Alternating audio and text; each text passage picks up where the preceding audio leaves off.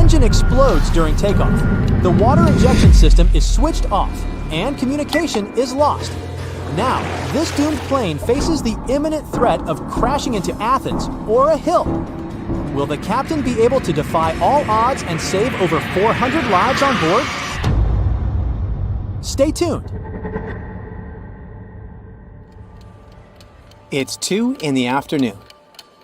A Boeing 747 starts rolling down the runway, picking up speed. Just as Captain Sifis Megades lifts the nose of the aircraft, he's surprised by a loud bang. He has no idea what's just happened, but he's left with no options. The fully loaded plane is moving too fast to stop on the short runway space still left. The airplane begins its risky takeoff, and it's now heading straight for downtown Athens, which is absolutely crowded on a hot summer evening in August 9th, 1978. After the loud explosion, a flight attendant in the back takes the intercom and warns the crew about the catastrophic failure of engine number 3 located on the right side of the airplane. The flight attendant says, "I think we're screwed." And here's an honest, "Yeah, I know." The original plan of the Olympic Airways Flight 411 was a direct shot from Athens to New York. But now, this massive 370-ton jumbo jet simply doesn't have enough power to keep going up. The stress is through the roof. The flight is fully loaded with 18 crew members and 400 passengers, who are mostly U.S. citizens returning from their Greek summer vacation. Little do they know that the pilot still has to face 4 major problems in a 93-second period to ensure everyone stays alive. The first issue has to do with water injection. You see, this Boeing has 4 engines. Engine number 3 has just exploded, and engine number 2 is operating with reduced power after maintenance. So the pilot needs the remaining engines to give their all to get this plane climbing. The thing is, pushing the engines to the max creates a ton of heat. So, Captain Megades asks the onboard flight engineer to double-check if the cooling system is on, preventing the engines from getting too hot and maintaining a safe temperature.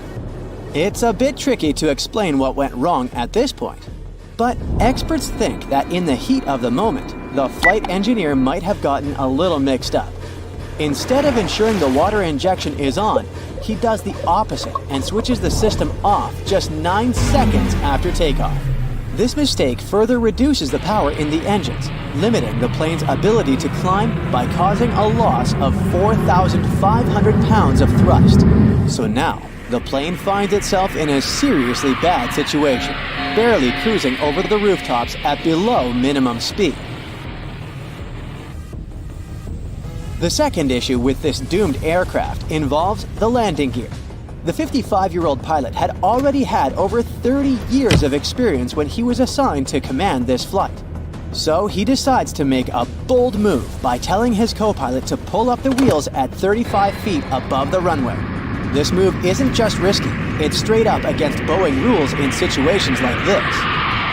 Pilots usually have to wait until the aircraft gains a bit more altitude to pull up the wheels, because popping those landing gear doors open for 15 seconds adds more resistance against the plane's forward motion.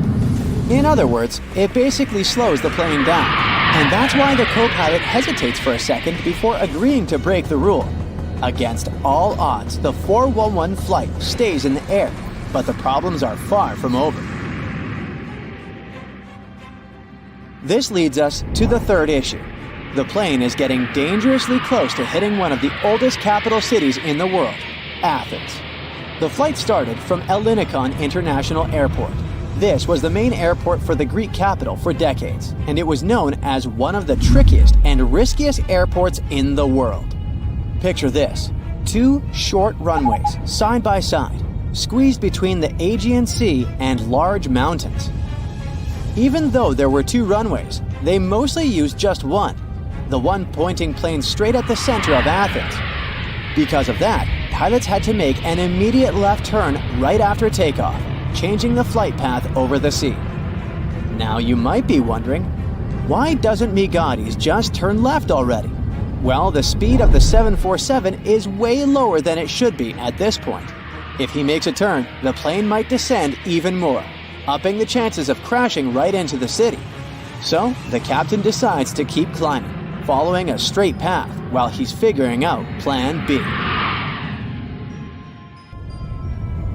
Do you remember that the airport is surrounded by mountains? Well, this is problem number 4. The pilot knows that in about a mile, the airplane will face a hill that's about 200 feet tall. As Megades watches Pawnee Hill getting closer and closer, he decides to give up a few knots of airspeed to gain the altitude he desperately needs to fly over the hill. Megades feels relief when he sees that his risky plan has worked. The airplane flies over the hill with only 9 feet to spare. Yet, the relief fades quickly. He still needs to come up with an emergency landing plan. Imagine the cockpit eerily silent. They don't have contact with the tower anymore. While the two pilots are doing everything they can to keep Flight 411 from crashing, the flight engineer is still focused on fixing the problems with the engines. The terrain gets lower after the plane flies over Pawnee Hill. So, the captain decides to lower the nose of the plane to trade a bit of altitude for speed. But nothing happens. In fact, the airplane's speed just keeps dropping, and they're barely exceeding an altitude of 200 feet. The plane is so low that it's even taking down some television antennas. It's around the height of a 14-story building named the Inter-American Tower. The airplane gets so close to that building that some flight attendants can actually see people's faces inside. A happy ending seems unreal as the plane is approaching a catastrophic collision with Mount Aigaleo, which is over 1,500 feet high. But suddenly, the engines kick in with more power and the plane starts picking up speed. Some specialists believe the acceleration was due to the combination of 3 things. The wind shifted, the temperature outside dropped, and the water injection system kicked back in. And the good news is that with more power in the engines, the pilot successfully gains altitude. By 2:05, Megades managed to turn left, avoiding a collision with Mount Aigaleo. The plane is heading towards the ocean. It keeps flying for over 30 minutes to dump fuel. The idea is to make the aircraft lighter before landing, as it's loaded with 160 tons of fuel needed for the transatlantic flight. After that, the captain brings the aircraft back to the same runway from which they took off, and they land safely at Aloha Airport. Everyone on board is safe, not a scratch on them, all thanks to this pilot who bravely broke the rules to save his crew and passengers. Now, picture the wild applause on the ground, and Megades' daughters eagerly waiting for their father as he exits the plane. And it's no small feat, this pilot did the unthinkable. To put it in perspective, every Boeing simulation of this same flight ended in a crash. Megades' impressive achievement led Olympic Airways to modify some of its procedures, and Boeing began to include a review of this case in its training curriculum. Now, you might be thinking that Megades was traumatized after this accident and never wanted to board an aircraft again. But nope. Remember, we're talking about a real hero. At 6 p.m. on that same day, Megades took his seat in the cockpit of a replacement Boeing 747 and flew 400 passengers over the Atlantic to New York. As for the aircraft, it stuck around with Olympic Airways for a couple of years until it joined Trans World Airlines in 1985. This 747 Boeing's career ended in 1997 after 24 years of service.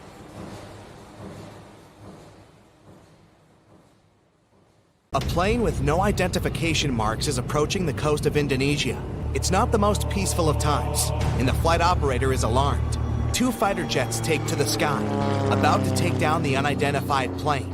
It's all about to end in a disaster, when the fighters notice one strange detail. December 1st, 1941. Captain of a Boeing 314, Robert Ford and his team are preparing for one of the longest flights on one of the biggest planes in the world. The Boeing 314 Clipper California is a high-capacity seaplane. It has no landing gear, so it can only land on water. Its length is 100 feet, and its wingspan is 150 feet. This is more than a 6-story building, and on board this plane, there is a restaurant, resting areas, and even a room with a bed.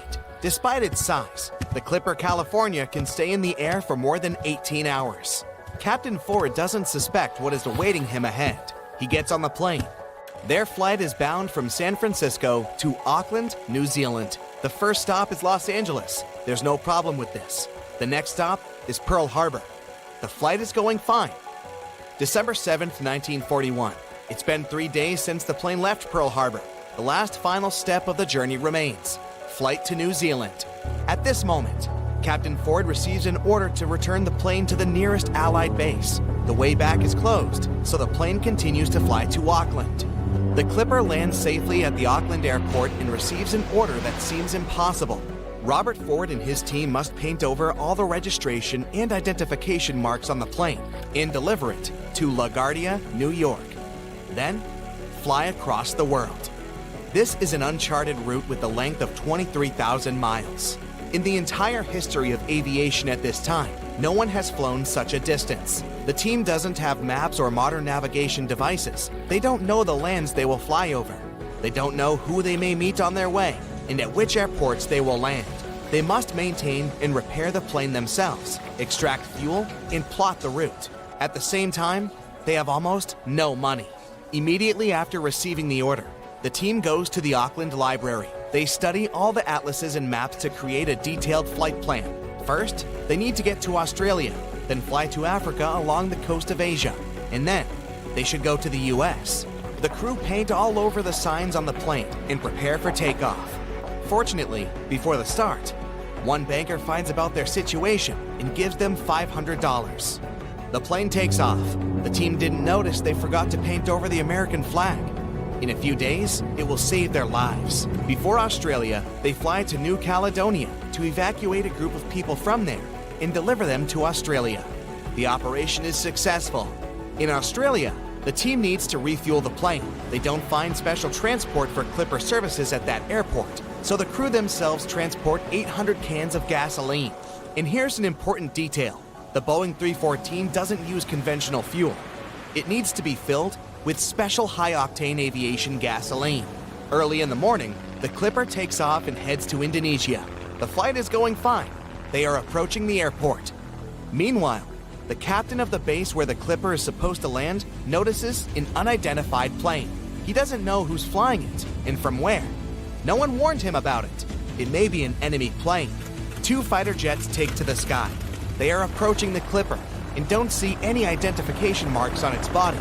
The pilots are about to attack, but at that moment, they notice an American flag.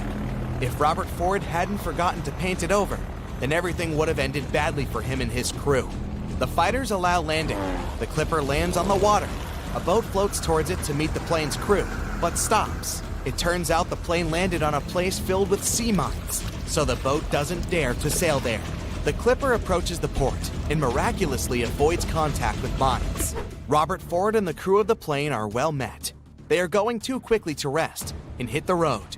But then, a big problem surfaces. The plane is running out of fuel, and at that naval base, there is only ordinary automobile gas. Nobody knows if the plane engine is going to go with it. It may burn out or stop working altogether, but there's no choice. They fill the tanks with ordinary fuel. Captain decides to take off using the remnants of aviation fuel, and during the flight, they switch to tanks with ordinary gasoline. When this happens, the plane's engine begins to clap and rattle, but after a while, it calms down. The flight continues. For 19 hours, they fly on dangerous fuel. Their next stop is Ceylon. The sky is covered with clouds. The pilot doesn't see the coast in the airport, so he decides to lower the plane below the clouds. They fly at an altitude of 300 feet above the surface of the sea and notice a huge whale ahead. The plane flies closer, and it turns out it's not a whale. It's an enemy ship. The Clipper begins to gain altitude to hide back into the clouds. Finally, they are again surrounded by a white veil. The booms and blasts are heard behind and below the plane. The Clipper's flying with zero visibility for 60 minutes. Finally, the clouds are clearing and they see the port of Ceylon. The team makes a short stopover and proceeds with its journey. As soon as the plane takes off, one of the engines explodes. Fortunately, they didn't have time to fly far from the port, so they successfully landed the plane on the water and repaired the engine. The Clipper continues its mission. Now, Robert Ford's team flies mainly over land. This is very risky, since the aircraft doesn't have landing gear and it can't safely land on solid ground. Finally, they get to the Congo. The team has a great time here, gains strength, rests, and most importantly, gets high-octane aviation gasoline. Things are going great, but there's another ordeal ahead. Now, the aviators will have to make the longest flight in their journey. Their next stop is a port town in Brazil, and the distance to it is 3,500 miles across the ocean. The maximum flight distance of the Boeing is 3,700 miles. Any deviation from the course or a strong headwind can easily prevent the aircraft from reaching the port. Worried, the crew refill the tank and load additional fuel onto the plane. They leave the Congo, taking off along the narrow river. At this moment, the pilot notices the river ends a few miles away with a waterfall. The plane must urgently gain altitude, but it can't. The large amount of additional fuel bears the clipper down. The waterfall is getting closer. In the last seconds, the plane manages to rise to the desired height. But even after the waterfall, Boeing still doesn't get high enough. It hovers right above the rocky coastal cliffs. A slight inclination can lead to a crash. Fortunately, they manage to pass unharmed. The plane rises to the perfect height. During the flight from the Congo to Brazil, the crew broke a new record. It's 23 hours and 35 minutes in the air. The tired crew make a long-awaited landing in the city of Natal. However, the rest doesn't last long. 2 hours later, they take to the air and head to the next stop, an airbase in Panama. January 6, 1942, 5:54 a.m. The already legendary Boeing 314 is approaching LaGuardia, New York. The team can't wait to finish their journey. They contact the dispatch, and he tells them they can't land the plane only after 7 a.m., since the air terminal starts working at this time. For an hour, Robert Ford and his crew are circling in the air. It was probably the longest hour of their lives. Finally, the mission is complete. The Boeing 314 becomes the first passenger plane to make an almost around-the-world trip. This long flight lasted more than a month. This plane spent 209 hours or 8 days in the air. During this time, it covered more than 30,000 miles and made 18 landings. Do you know the feeling when you've been trying to solve one mystery for your entire life? Nope? Well, Detective Anderson does. During almost 30 years of working for the police, he solved many riddles, caught hundreds of robbers, and helped save thousands of lives. There's a huge number of successfully solved cases on his record. At the age of 25, he caught a thief who changed his own face with plastic surgery once a year. When Anderson was 30, prisoners started breaking from jails all over the world. The detective successfully solved this case. At the age of 38, he discovered the secret base of a forbidden order in a volcano's mouth. By his 50s, he managed to explain all the most inexplicable things in the world. But there was something he couldn't solve. These were two mysteries from the 50s, cases of missing planes. All these years, Anderson has been scrolling through the details of this puzzle. Unfortunately, he was too young when this story began. All he had were guesses and notes. But today, a sudden thought struck him. For the first time in many years, he felt that he could finally solve this mystery. But to do this, he had to immerse himself in this story again. So he opened the closet and pulled out 2 old magazines with detailed articles about these incidents. The first one happened in the summer of 1955. July 1st, Pan Am Flight 914 was about to depart from New York Airport with 61 people on board. The plane model was a Douglas DC-4. It differed from modern aircraft, having giant propellers instead of turbines. So, all passengers fastened their seatbelts. The plane started taxiing down the runway, sped up, and took off. It went high into the sky and out of sight.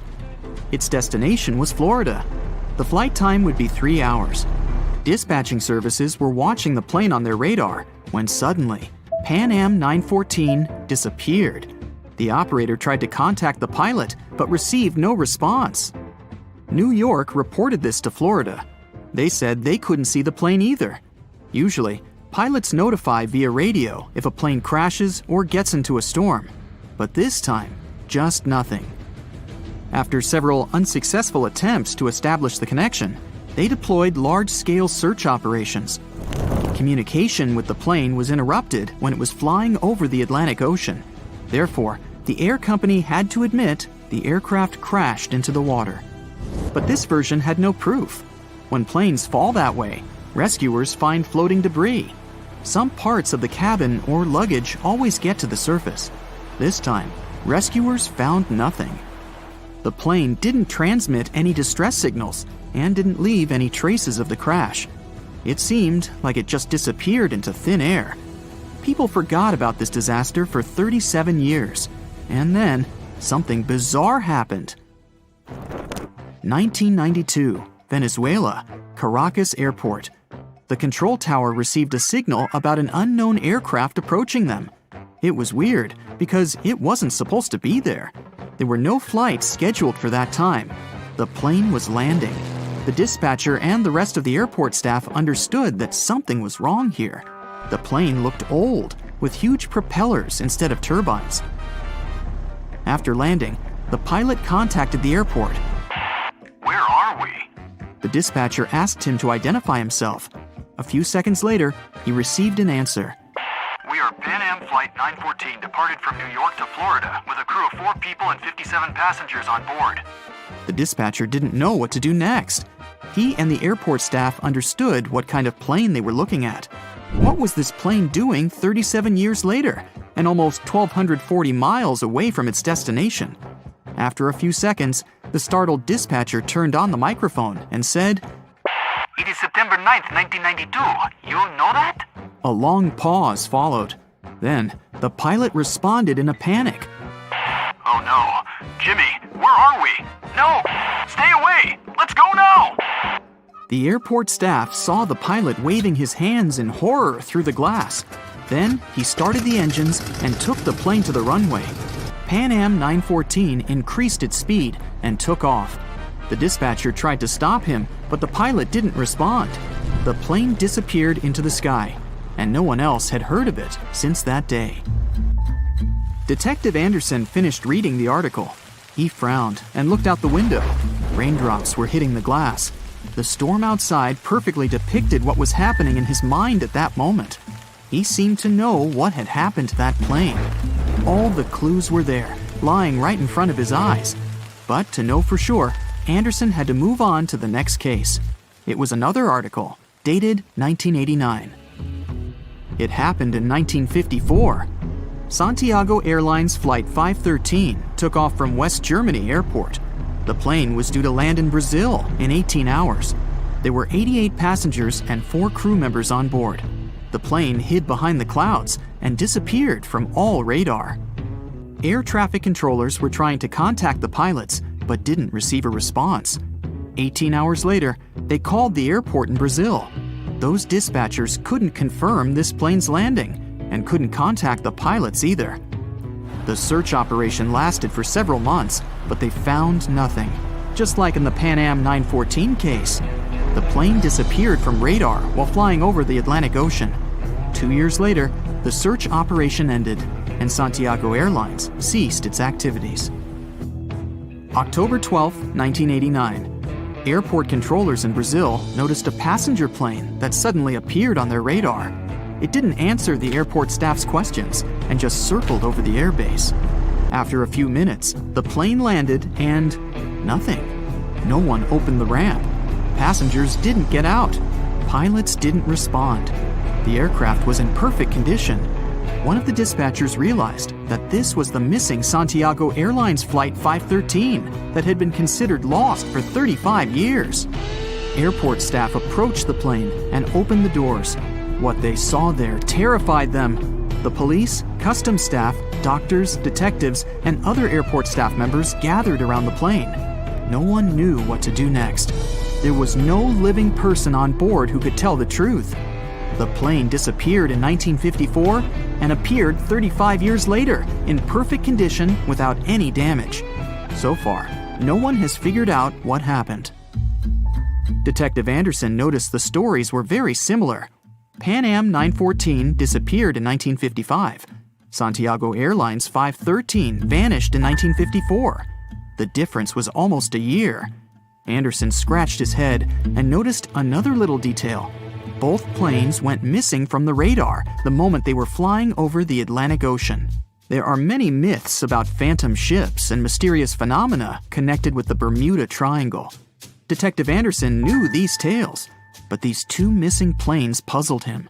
He looked at two articles and understood everything. Exactly! The solution was there, right in front of his eyes. Both stories were written in the same newspaper. There was no real dispatcher who communicated with the planes. Nothing was known about the passengers. No newspapers except this one published news about these missing aircraft. It seemed they just took the same story and changed the dates, locations, and names of flights.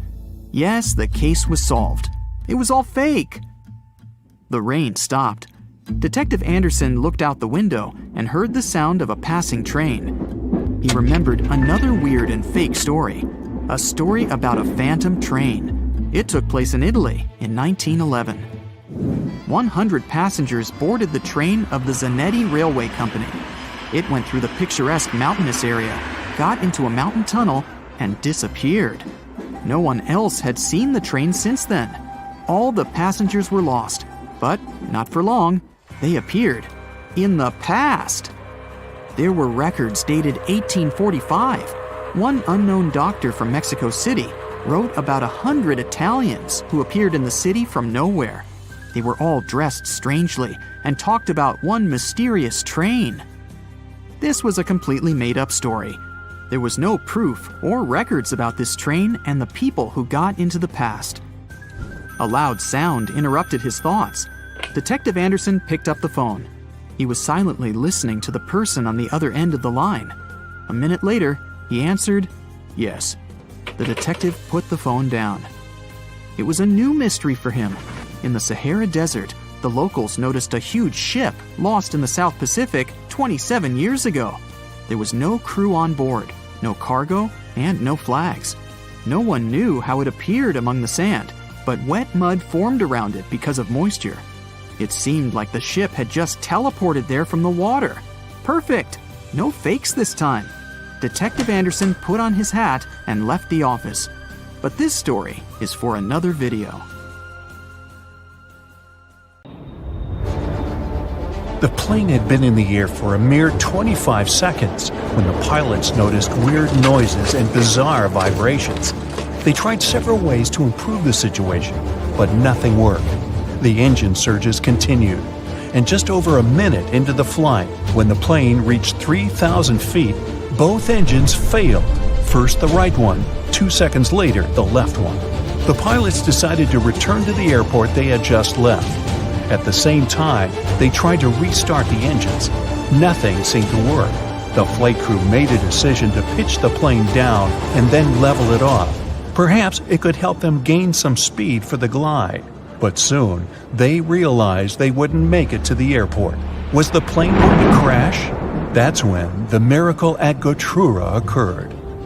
The morning before the flight started as usual. Regular pre-flight procedures, good weather. The members of the flight crew were experienced pilots. A 44-year-old Danish captain with over 8,000 flight hours under his belt, and a 34-year-old first officer from Sweden with 3,000 hours.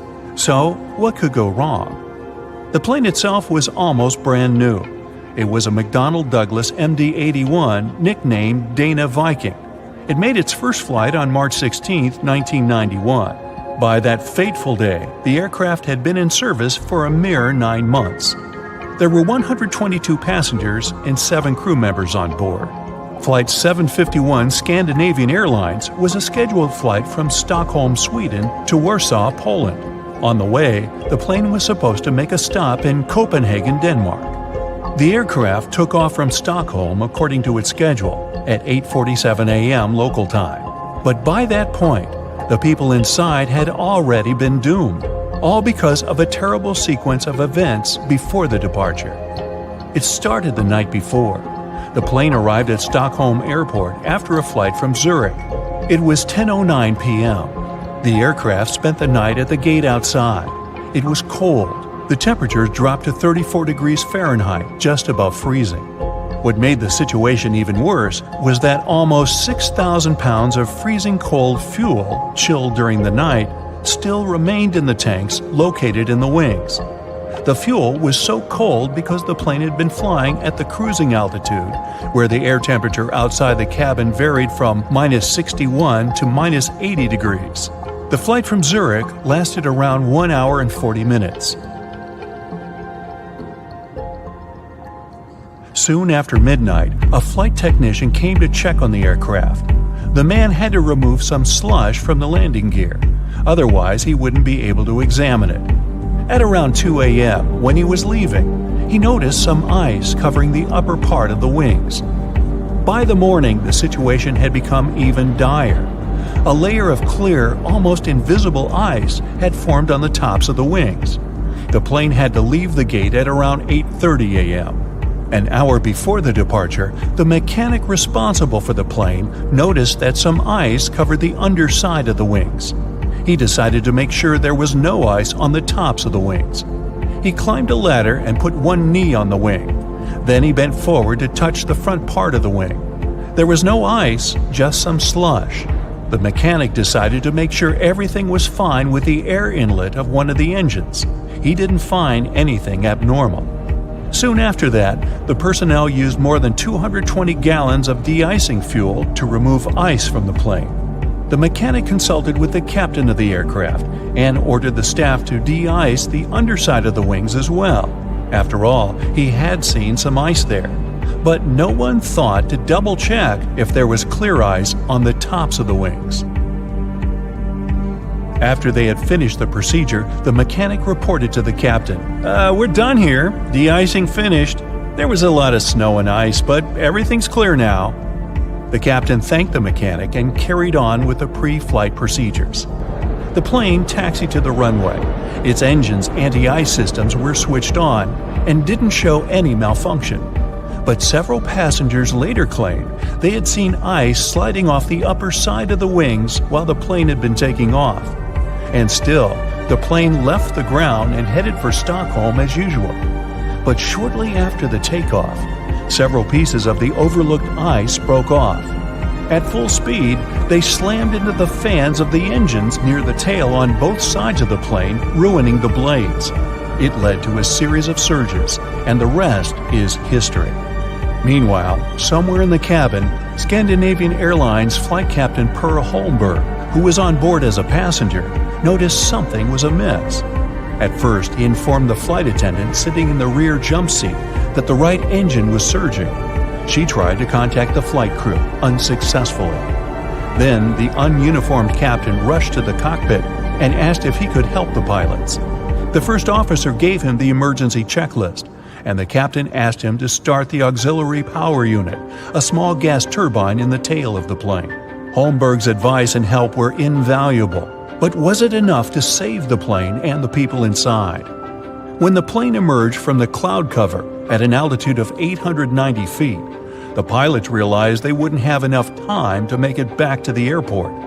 An immediate emergency landing was unavoidable. The assisting captain passed the order to the cabin crew, and they started preparing the passengers. There was a large field to the north of the plane, but the captain realized they didn't have enough time to reach it. So he chose a much smaller field in a forested area in the direction of flight. It was not far from the village of Gautura in Uppland, Sweden. The plane was just 1,300 feet above the ground when the assisting captain started extending the flaps. At a height of 183 feet, the captain reported to Stockholm Control, "We're crashing to the ground." 7 seconds later, the plane hit several trees and lost a huge chunk of its right wing. By that time, the landing gear had already been extended and the speed had decreased to 139 miles per hour. Moments later, the plane's tail struck the ground and broke off. The aircraft kept sliding across the field, still at high speed.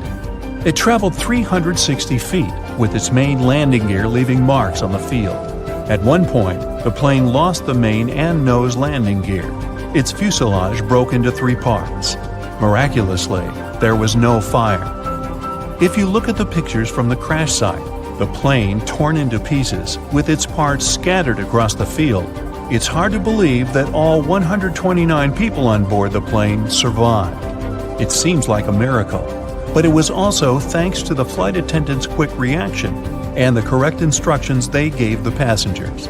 They didn't panic and told the people to adopt the brace position just in time to avoid fatalities. Even more surprising, almost all passengers, except for 4 people, made their way out of the plane on their own. No wonder this accident was nicknamed the Miracle.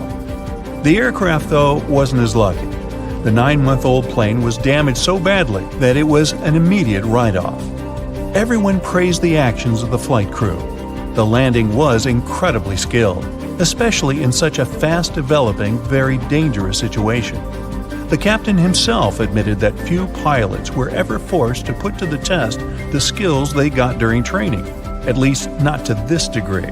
He said he was proud of his crew and relieved that everyone had survived, and he never returned to piloting commercial planes.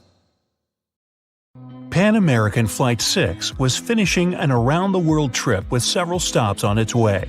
On October 16, 1956, the Boeing 377 Stratocruiser, dubbed Sovereign of the Skies, left Honolulu and was heading for San Francisco. It was the flight's last leg, but no one could predict this phrase would turn out to be not just a figure of speech.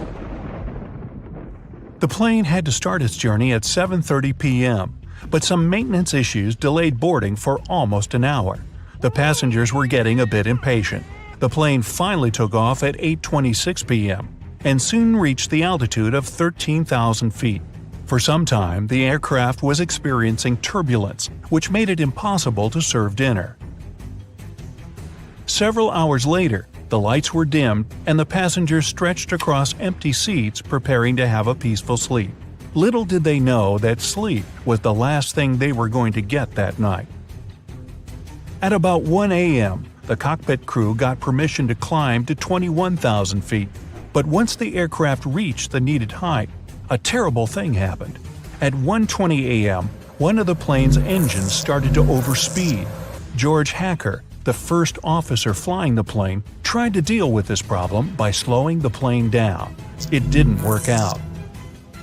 This made Captain Richard Ogg cut off the oil supply to the engine altogether. After a while, the engine conked out, but its propeller kept windmilling in the airstream. It caused the aircraft to start losing precious fuel and seriously slowed down its speed. The plane was moving far too slowly now, just 174 miles per hour. It was also losing altitude at an alarming pace, at the rate of 1,000 feet per minute. The 3 remaining engines were struggling, trying to decrease the breakneck speed of the descent. At least, they were still functioning. It made the pilots feel somewhat hopeful. But all of a sudden, the captain noticed that the 4th engine started to fail.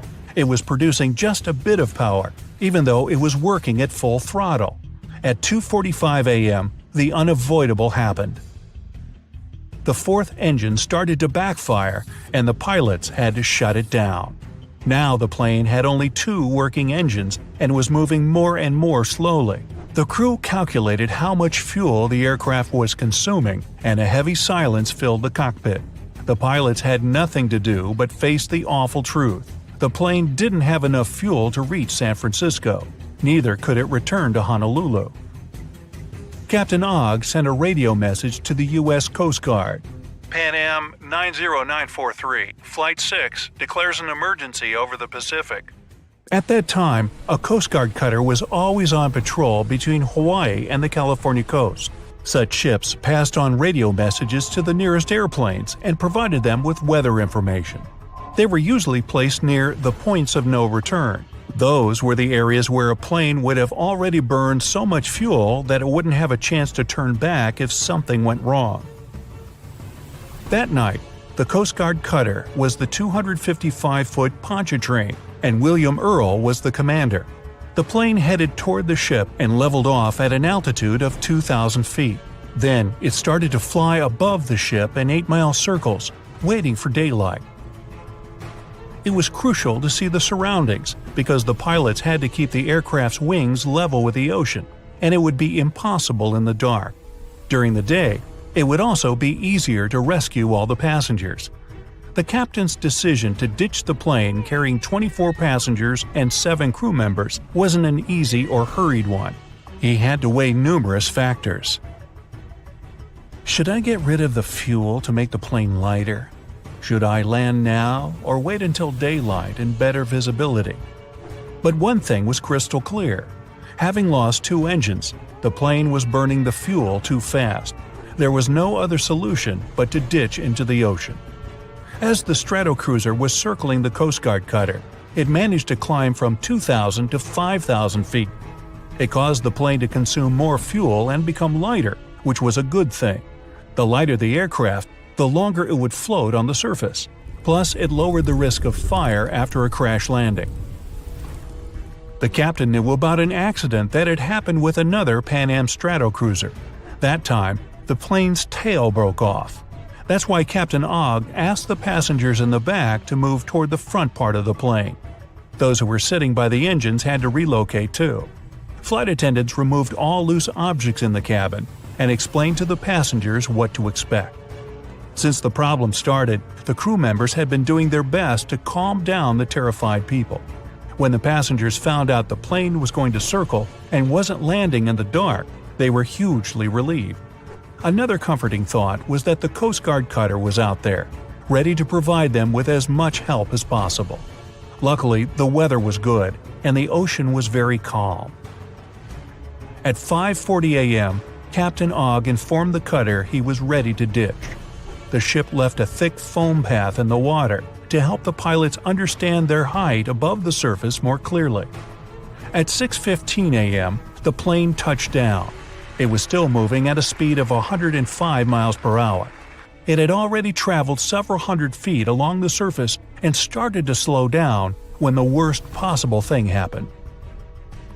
One of the wings hit a wave, the aircraft rotated nearly 180 degrees, and its tail broke off.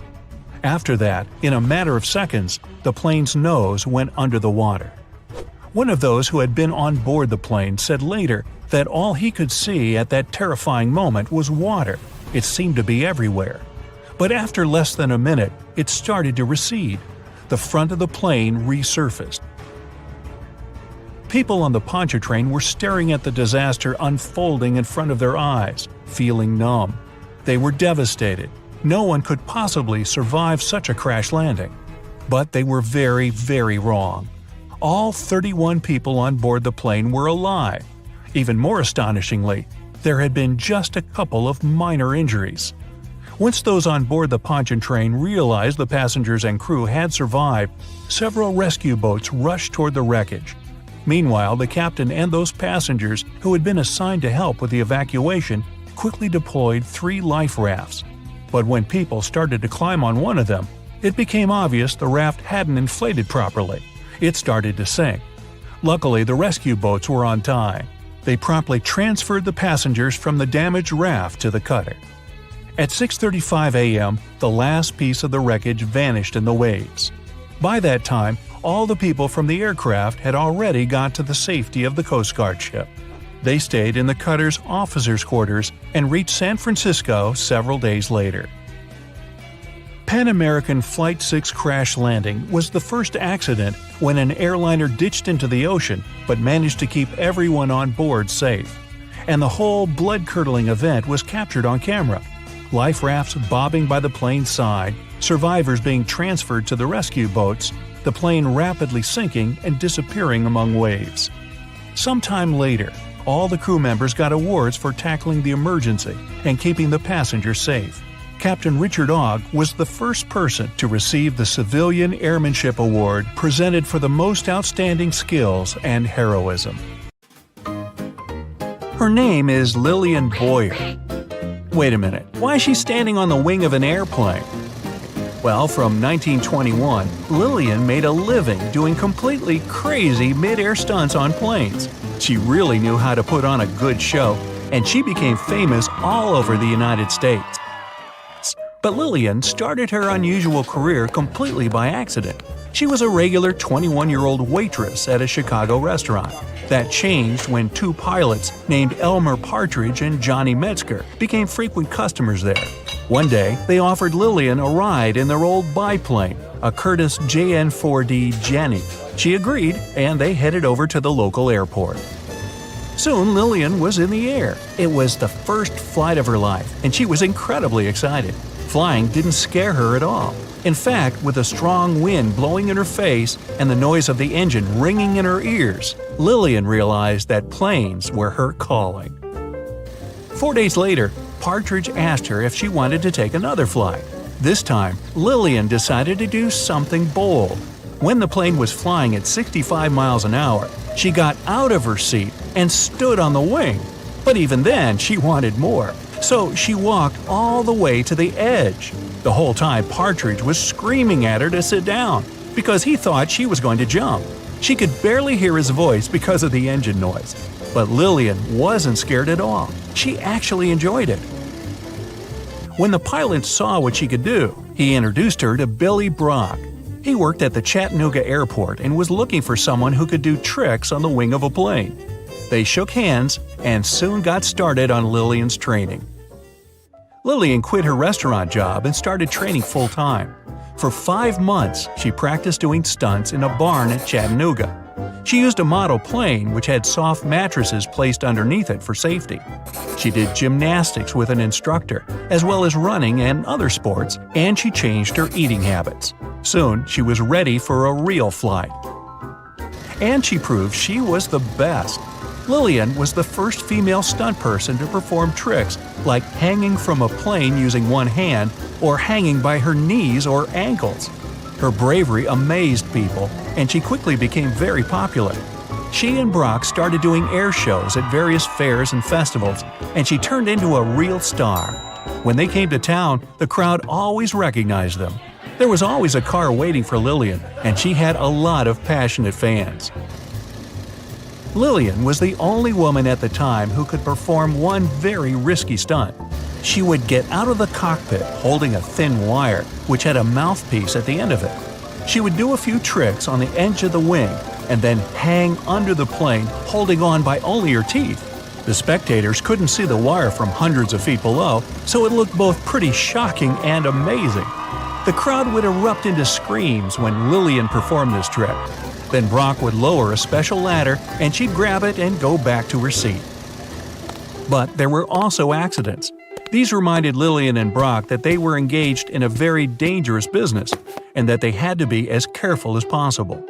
During one of their shows in 1924, they planned to do an unusual trick. Brock was going to do a loop while Lillian was standing on the biplane's top wings. The idea was for her to slip her feet into some straps, and the centrifugal force of the loop would help Lillian keep her balance. But during the actual trip, something went wrong and the strap broke. Lillian smashed really hard into the wing, but she still managed to climb back into her seat. She was injured, but she kept on doing her shows.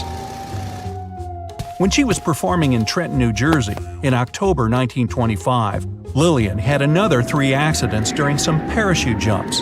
On the first day of the show, the wind took her away from her landing spot and she fell onto the seat of a Ferris wheel. Some of the audience thought it was just another crazy stunt, but it was actually a very dangerous situation. Luckily, the Ferris wheel operator realized that Lillian was in trouble and stopped the ride. The second time, she couldn't control her chute and struck the roof of the grandstand. She hit it hard and got stuck there, and people had to look for a ladder to help Lillian down. On the third day of her show, Lillian's parachute almost landed on a tent, so she pulled on the shrouds as hard as she could to change direction. But this made the parachute turn inside out, and Lillian fell about 50 feet straight into the ground. She suffered a lot of injuries and had to be hospitalized, but she was treated very well. She was in the hospital for 2 months, and all of her bills were paid by an anonymous person. Lillian thought it was probably the president of the fair. He liked her. In fact, since she was a star, a lot of men admired her. But she didn't risk her life for money or fame. Lillian did all this for herself. Brock got almost all the money from their performances, and that was her decision. They usually perform for 2 or 3 days straight, or even a whole week. They were paid $1,000 to $1,200 for one performance, but Lillian only got $100. As she said herself, that was a decent amount of money, and it was enough for her. So Brock ran the business, maintained the plane, and hired mechanics and crew. but their show was called Lillian Boyer's Flying Circus, and there was a reason for that. Brock was in love with Lillian. Constantly working together made the two of them close. It didn't work out though. Lillian told him that there wouldn't be anything between them. But he still cared about her, and Lillian really appreciated him for that. She trusted her pilot with her life, and she admired his skill. In fact, she said he was the best pilot she ever knew. Before every flight, he double-checked all the systems, wires, and mechanisms. He would tell her where to go, and Lillian would listen to him. And it was Brock who came up with most of the tricks. There was total trust between them, and they worked as one. After Brock passed away, Lillian kept doing stunts with another pilot, but she couldn't trust him like she had trusted Brock. One of her signature tricks was switching from a car to a plane, but she never did it with the new pilot. During her stunt career between 1921 and 1928, Lillian performed 352 shows in 41 U.S. states and Canada. She performed 143 changes from a car to a plane and made 37 parachute jumps. But in 1928, low-altitude flying was banned, and so dangerous stunts performed on the wings of airplanes became history. Almost half a century later, Lillian once again became a celebrity at the San Diego Aerospace Museum. An entire section of it was devoted to her incredible achievements. Lillian was the guest of honor at all the events there. One evening, she was given one of the most pleasant surprises of her life. It was a flight on a Boeing PT-17 biplane. This time, now in her 80s, Lillian didn't walk on the wings or perform dangerous stunts. But when she landed, she admitted that she really wanted to. The pilot had told her not to get out of the cockpit. Plus, she couldn't trust him as much as she had trusted Brock.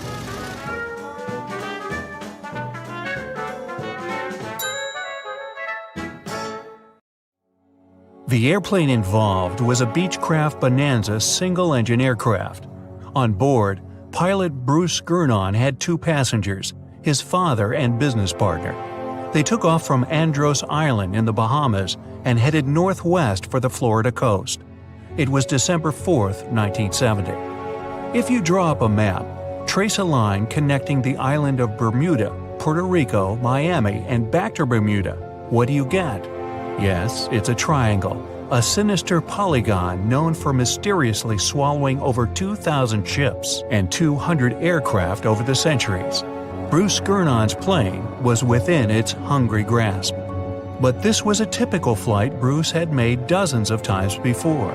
The trip usually took about an hour and a half, with no hiccups or mysterious phenomena whatsoever. The men were no more concerned than you would be during your daily commute to work. Oh, but this time would be different. They would face very unusual circumstances indeed. Bruce took off and started gaining altitude. Strange things started happening right from the get-go. At an altitude of about 1,000 feet, he noticed a small cloud up ahead. But it kept growing. Not from the plane getting closer, this thing was actually getting bigger in size. Bruce had to fly through it, and he came out the other end just fine. Another mysterious cloud appeared at 11,500 feet. This one was massive, and Bruce had no other choice but to fly through it too. So he concentrated, took a deep breath, and in they went. At that moment, it got dark as night all around the aircraft. Not a single sliver of sunshine got through. But this wasn't a storm cloud, and it wasn't raining. Bruce was starting to get worried, and then, bam! He saw flashes of white light. They would appear and vanish quickly like lightning. But this pilot knew this certainly was no lightning. The flashes were so bright, they lit up the whole space around them. Bruce kept flying for another 30 minutes when he realized this was the same cloud he had gone through earlier when he started to climb. But now the cloud was cylindrical, and the plane was flying through its center. It was about 1 mile wide and seemed endless. Bruce thought he could never get out of that trap. But a minute later, he saw light at the end of the tunnel. He kept that yoke straight ahead. He was almost out of this nightmare. But all of a sudden, unexplainable things started happening again. The walls of the cloud tunnel began to narrow. They were closing in on the plane. The navigational instruments started wigging out. The compass was spinning by itself counterclockwise. The electronic instruments were all malfunctioning. It was like the plane was being operated by something else, or it was moving inside some kind of current. All of Bruce's attempts to take control were to no avail. He kept flying through that tunnel, bound and determined to get out of this thing and live to tell the tale. The walls kept narrowing, smaller and smaller, wrapping like a vortex. Bruce was running out of time. He had to get out of this place fast. The next 20 seconds were the most intense of his life. But then, he burst out of this foggy trap. As Bruce described later, he felt weightless for 5 seconds as his plane left the tunnel. The clouds dispersed, and now the aircraft was in a grayish haze. The men let out a big sigh of relief. He immediately grabbed the radio and contacted ground control. Bruce wanted them to determine his location. But when the dispatcher looked at the green screen, his face became contorted with confusion. Bruce's plane wasn't on the radar. It was as if the thing was invisible. But then the dispatcher said the aircraft was already in Miami airspace. Bruce was utterly shocked by this information. It just couldn't be true. The distance the Beechcraft was supposed to cover was about 250 miles. Remember, the whole trip usually took around 90 minutes. But this time, it took just 47 minutes to get to the destination. This model of aircraft can only cruise at about 180 miles per hour. Do the math, and anyone would understand that this was physically impossible. The dispatcher must have made a mistake. But when the clouds parted, Bruce saw that he really was over Miami. The plane landed safely, and it was time to try and solve this mystery. So what happened on that flight? Bruce checked the remaining fuel and his watch. After a short calculation, he was only more confused. The plane hadn't gone through the amount of fuel it should have. Bruce couldn't have been wrong. He was a very experienced pilot. By his early 20s, he already had 600 hours of flight under his belt. And he was all too familiar with this airspace he'd flown countless times. All the evidence in hand seemed to indicate that Bruce's plane just skipped over almost half the entire distance. The man thought about this bizarre occurrence for a long time. He even consulted with professors and experts, but none of them could give an exact answer to what happened that day. So he came up with his own theory and even wrote a book about it. Bruce thought it all came down to this electric fog with white flashes. Others, however, theorized that dark energy was responsible for this time leap. Yes, that same dark energy responsible for the expansion of the universe. This energy could have curved time-space like a black hole, forming this strange tunnel. Bruce accidentally hit it, but he was lucky to get out of there. That's how he got into Miami airspace so fast. But dark energy is just a theory attempting to explain the unexplainable. To this day, there is no real answer for how Bruce was able to travel that distance in such a short time. But some details still can be explained. Archive records show that 84 sunspots were recorded that day, as well as a huge solar wind moving almost 440 miles per second. This would cause disturbances in the Earth's magnetosphere that could throw off the plane's instruments and radars. So Bruce's version that he was in an electronic fog could be right. And about these weird clouds. The thing is, they're pretty commonplace things in this area. Zones with low and high pressure are constantly colliding there. The result? Storm clouds. Perhaps that cloud growing before Bruce's eyes was simply two massive air currents crashing into each other. But so far, no one has been able to explain how the plane got to Miami so fast. Well, maybe in the future the truth will be revealed. In the meantime, it remains another mysterious riddle of the Bermuda Triangle. But it's still by far not the most shocking incident there. In 1945, a total of 5 planes went missing in the Bermuda Triangle all at once. On December 5th, some Navy student pilots were training in the area. The day's lesson? Navigation. Ironically enough, they couldn't find their way back to the base and got lost. Many people assume they ran out of fuel. This is likely to have caused the incident, but the circumstances were very strange. The students were under the supervision of an experienced lieutenant who had 2,500 flight hours. He would never let a bunch of newbies go so far that they'd get lost. The incident was called Flight 19. Even now, there's a debate about how it could have happened. 3 years later, a passenger jet headed to Miami from Puerto Rico disappeared in the same area. There were 29 passengers and 3 crew members on board. The weather was clear throughout the flight. But experts believe that when the plane was about 50 miles off the coast of Miami, it could have been hit by a strong wind that knocked it off course. Years later, divers found a similar-looking plane in the waters. But since it was lacking certain details and registrations, no one could confirm that it was the missing Miami-bound aircraft.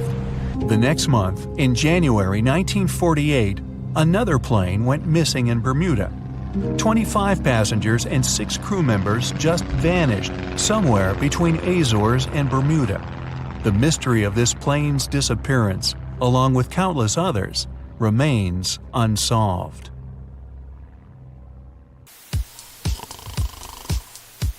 Have you ever watched an action-packed Hollywood film where an airplane gets a hole in its side and everyone starts freaking out? Stuff starts flying all over the place and people are barely staying in their seats. Well, in real life, a small hole in the plane's body isn't going to cause that much drama. However, I have an incredible story to tell you about a pilot who actually managed to land a plane with half of its roof missing. Can you believe it? Make sure your seatbelt is fastened because this one is going to be a wild ride. On April 28, 1988, a Boeing 737 owned by Aloha Airlines took off from Hilo International Airport en route to Honolulu. Before this flight, the plane had already flown 3 short trips from Honolulu to Hilo, Maui, and Kauai. Everything was chill that day, and the weather was nice and calm. It looked like smooth sailing all the way. The captain of the flight was Robert Schornsteimer, and the co-pilot was Madeline Tompkins, both experienced pilots with thousands of flight hours in the Boeing 737. Bright and early that morning, before taking off from Honolulu, Madeline did the regular pre-flight inspection and said that everything was good to go. At 11 a.m., they took off from Honolulu and went to Maui, then Hilo. When they got to Hilo, they didn't leave the cockpit or check the plane from the outside. It wasn't a requirement, so why bother? At 1:25 p.m., the plane took off for the final leg of the round trip, with 95 people on board. 89 passengers, 2 pilots, 3 flight attendants, and an FAA traffic controller who sat in the observer seat in the cockpit. The plane had taken off like normal and reached its cruising altitude of 24,000 feet without any hiccups. But then, 26 miles from Kahului, things went totally haywire. The pilots heard a loud whooshing sound, followed by a crack, and then a rush of wind that was so loud it was deafening. Turns out, a small section of the roof on the left side had come loose, causing the plane to decompress explosively. And to make matters even worse, the decompression caused a chain reaction that led to a huge chunk of the plane's roof ripping off completely. That missing part was a massive 18.5 feet long and was part of the skin that covered the plane from the cockpit all the way back to the forewing area. The pilots didn't have a clue what was going on when the disaster struck. The first officer, who was the one in charge of the plane at that time, suddenly felt her head snap back, and then she saw a bunch of gray insulation and debris flying around the cockpit like it was a tornado. Meanwhile, the captain took a look around and was shocked to see that the cockpit door was nowhere to be seen, and instead of the first-class ceiling, he was staring straight up at the sky. The plane started to tilt from side to side, making it challenging to keep it under control. The crew in the cockpit quickly put on their oxygen masks, and the captain took over control of the plane. He then initiated an emergency descent towards the nearest airport on Maui Island. Luckily, all the passengers were seated, and most of them had their seatbelts fastened since the seatbelt sign was still on. Unfortunately, the 3 flight attendants were caught off guard. One of them was near the hole and was pulled out of the plane. The other 2 were thrown to the floor, with one of them hitting her head hard and losing consciousness. The third attendant tried to help the passengers and keep them calm. At the same time, the pilots were desperately trying to let air traffic control know that they were in trouble. But there were communication problems even between themselves due to the loud noise and the fact that they were wearing oxygen masks. They had to resort to hand signals to understand each other. Moreover, they were unsure whether their messages were being heard by ATC. The plane's controls were not responding properly, which made the captain's job of flying the plane even harder. The first officer was doing her best to assist the captain and communicate with the tower. It was only after the plane descended to an altitude of 14,000 feet that the controller finally received their distress call and immediately started making arrangements for an emergency landing. The control tower wasn't prepared for a situation like this, though. In fact, the tower had to call 911, just like any other regular person would do in case of an emergency. The problem was that the controller didn't understand the severity of the situation, and they didn't realize that the passengers and crew members would need medical help. This was because the crew had only reported a rapid decompression and hadn't explained the entire situation in detail. The plane was in a very bad mess, but the captain was doing everything he could to safely land the plane. As they descended towards the airport, the captain commanded the first officer to lower the landing gear, but the indicator light didn't turn on. The plane also had an issue with the left engine, which failed as they approached the runway. Despite these problems, the captain used the reverse thrust of the working engine to try and land the plane. It was a difficult and dangerous task, but they managed to land the plane safely on the runway. The passengers and crew members were then evacuated from the plane. It was a miracle that everyone survived. However, 65 people were injured. They had been hit by debris and pieces of the plane's body that were flying around. Unfortunately, the ground staff wasn't aware of the severity of the situation and didn't have enough resources to provide immediate medical assistance to the injured passengers. The first ambulance arrived 7 minutes after the plane landed, which wasn't an ideal scenario. Furthermore, there were only 2 ambulances on the entire island, which couldn't accommodate all the injured people. As a result, tour vans were used to transport the passengers to the hospital. Fortunately, 2 drivers who were former paramedics provided immediate first aid to the injured right on the runway. Meanwhile, the airport mechanics and office staff took the vans to the hospital, which was located 3 miles away. Despite the chaotic and stressful circumstances, only 8 people suffered severe injuries, but they all later made a full recovery.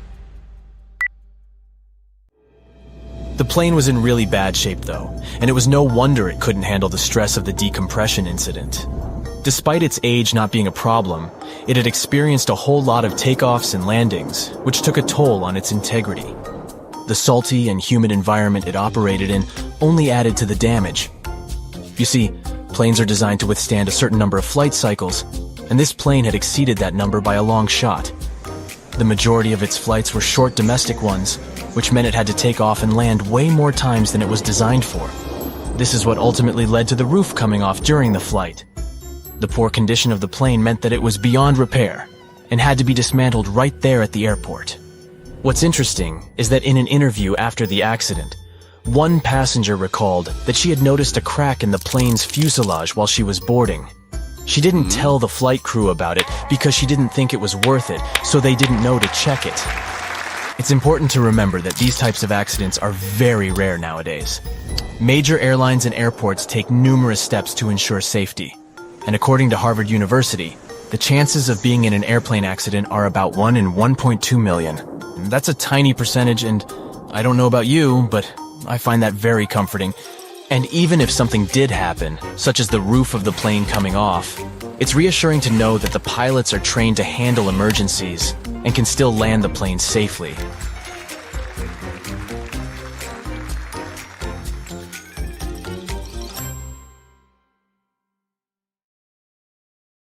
A lot of weird incidents have happened in the mysterious valley of Haizu ever since the 1950s.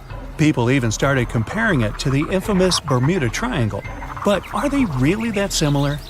It all started when an airplane went missing here under circumstances no one can explain yet. They searched the location back and forth, but nothing appeared to have remained of the aircraft. And guess what? No one received any SOS messages from the team on board.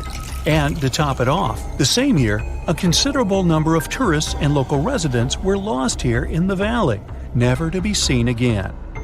Speaking of the Bermuda Triangle, one can link its origin story to a series of mysterious disappearances of ships and aircraft, like the one that happened in 1945, when 5 planes and 14 people on board went missing in this location while doing routine training exercises. Even a thorough investigation didn't help to establish the cause of the incident. But that wasn't the end. Between 1945 and the mid-1980s, another 25 small planes went missing while going through the Bermuda Triangle, never to be seen again. And the search parties haven't recovered a single piece of these aircraft. The Bermuda Triangle isn't the only stretch of water that has claimed ships for good.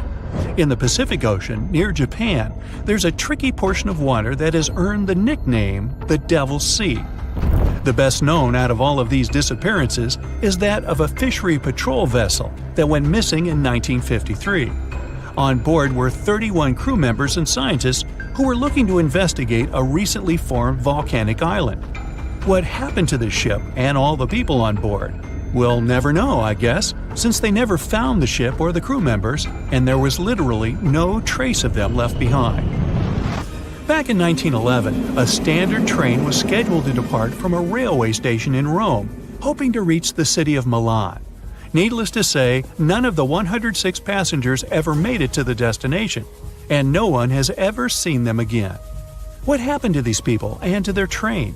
Were they really lost forever? Some people seem to believe this isn't the case. As it was completing its journey, the train was supposed to pass through a long tunnel. It did enter it, but never came out the other end of the tunnel. Nothing was left of the train, and it seemed like it literally just vanished into thin air. Only 2 of the passengers were found, but they were quite unwell at the time, and their stories did not seem to make much sense. They spoke of a dense fog that they simply jumped out of because they got so scared. 15 years later, a story spread about a group of 104 Italian people that popped up in Mexico City, claiming they had arrived by train from Rome. If that's not weird enough, the story appears to have been reported back in 1845, 66 years before the train even departed in the first place. Of course, nobody at the time actually took these people seriously. But you can't help but wonder, did they actually time travel via the Roman tunnel, or is it just another urban myth? What do you think? The Lost Colony is the story of a strange phenomenon that happened back in the late 1500s. A group of people from England had moved into a colony on Roanoke Island off the coast of present-day North Carolina. But they soon realized they didn't have enough supplies. To fix this, the colony's governor decided to head back to England to get some. He didn't manage to come back for another 3 years. When he finally did, he was astonished at what was left behind. Nothing. The entire population of the colony was gone. The only reminder of what had been there was a single word carved into a tree. To this day, nobody knows what might have happened to these people or what the carved word means. A lighthouse without an operator? You might think that can't possibly be true, but hear me out. Located in the northwestern part of Scotland are the Flannan Isles. There's nothing fancy about them since they're nothing more than a bunch of rocks and grass. But there is a famous lighthouse here hiding a dark secret. In 1900, all 3 of the lighthouse's keepers mysteriously disappeared, never to be seen again. Ever since, the islands have been completely abandoned. The lighthouse became one of those with an automated system in the 1970s. No list of places where things go missing could be complete without this mysterious forest located in Transylvania, a region in Romania. And no, it has nothing to do with the famous Count Dracula, if that's what you're thinking. It's called the Hoya Forest, and it's a place that has seen quite its share of unusual phenomena. Not only do people go missing here, but others have experienced all sorts of weird noises, from female voices to whispers. Some people claim to have time traveled between the spooky trees of the Hoya Forest. They say they had literally skipped a few hours before they went back. The Yellowhead Highway is a stretch of road located in British Columbia, Canada. One section of the road has received a lot of attention throughout the years, starting with the 1960s because of some mysterious disappearances. These events have earned it the nickname Highway of Tears. There is no reasonable explanation as to why people keep going missing here. What is more striking is that most of these people were young women. This triangular area that stretches above the desert and the Sierra Nevada mountains in the state of Nevada received quite a bit of attention because of a disappearance that happened back in 2007. A record-setting sailor, aviator, and adventurer named Steve Fawcett flew here in a small plane and then disappeared. They searched for Fawcett intensively for months, but didn't find any traces of him or the aircraft. 1 year later, the mystery of Fawcett's fate was finally solved when a hiker came across his ID cards, and later a search party found the plane's wreckage. It's one of the most visited natural resorts in the world, but Yosemite National Park carries some dark secrets of its own. Despite its beauty and abundance of wildlife, a total of 45 people went missing right here in this location. No one knows what happened to them. Hey, maybe we should ask the local bears. They might know something. There are even stories of people that disappeared from one region of the park only to pop up in a completely different location. This hasn't stopped over 3 million people that visit the park each year from wandering around this location, though. Whenever a ship happens to sink, you'd expect to at least find pieces of it on the bottom of the sea, right? Well, not if you're traveling through Lake Superior. It's located along the border of the United States and Canada, and became famous because of the great number of ships that went missing here. It may have something to do with the stormy winds, of course, but that doesn't explain why some ships simply vanish altogether, without a single piece of them ever to be found, not even at the bottom of the lake. It does gather a lot of tourists each year, though. They come here to scuba dive and see the remains of some of the ships that still lie here. The bottom of this lake even contains what's left of the notorious SS Edmund Fitzgerald. Back when it departed on June 7, 1958, it was the largest ship on North America's Great Lakes and, to this day, remains the largest ship ever to have sunk in the area. Similar to other events, the exact cause of the shipwreck remains a mystery.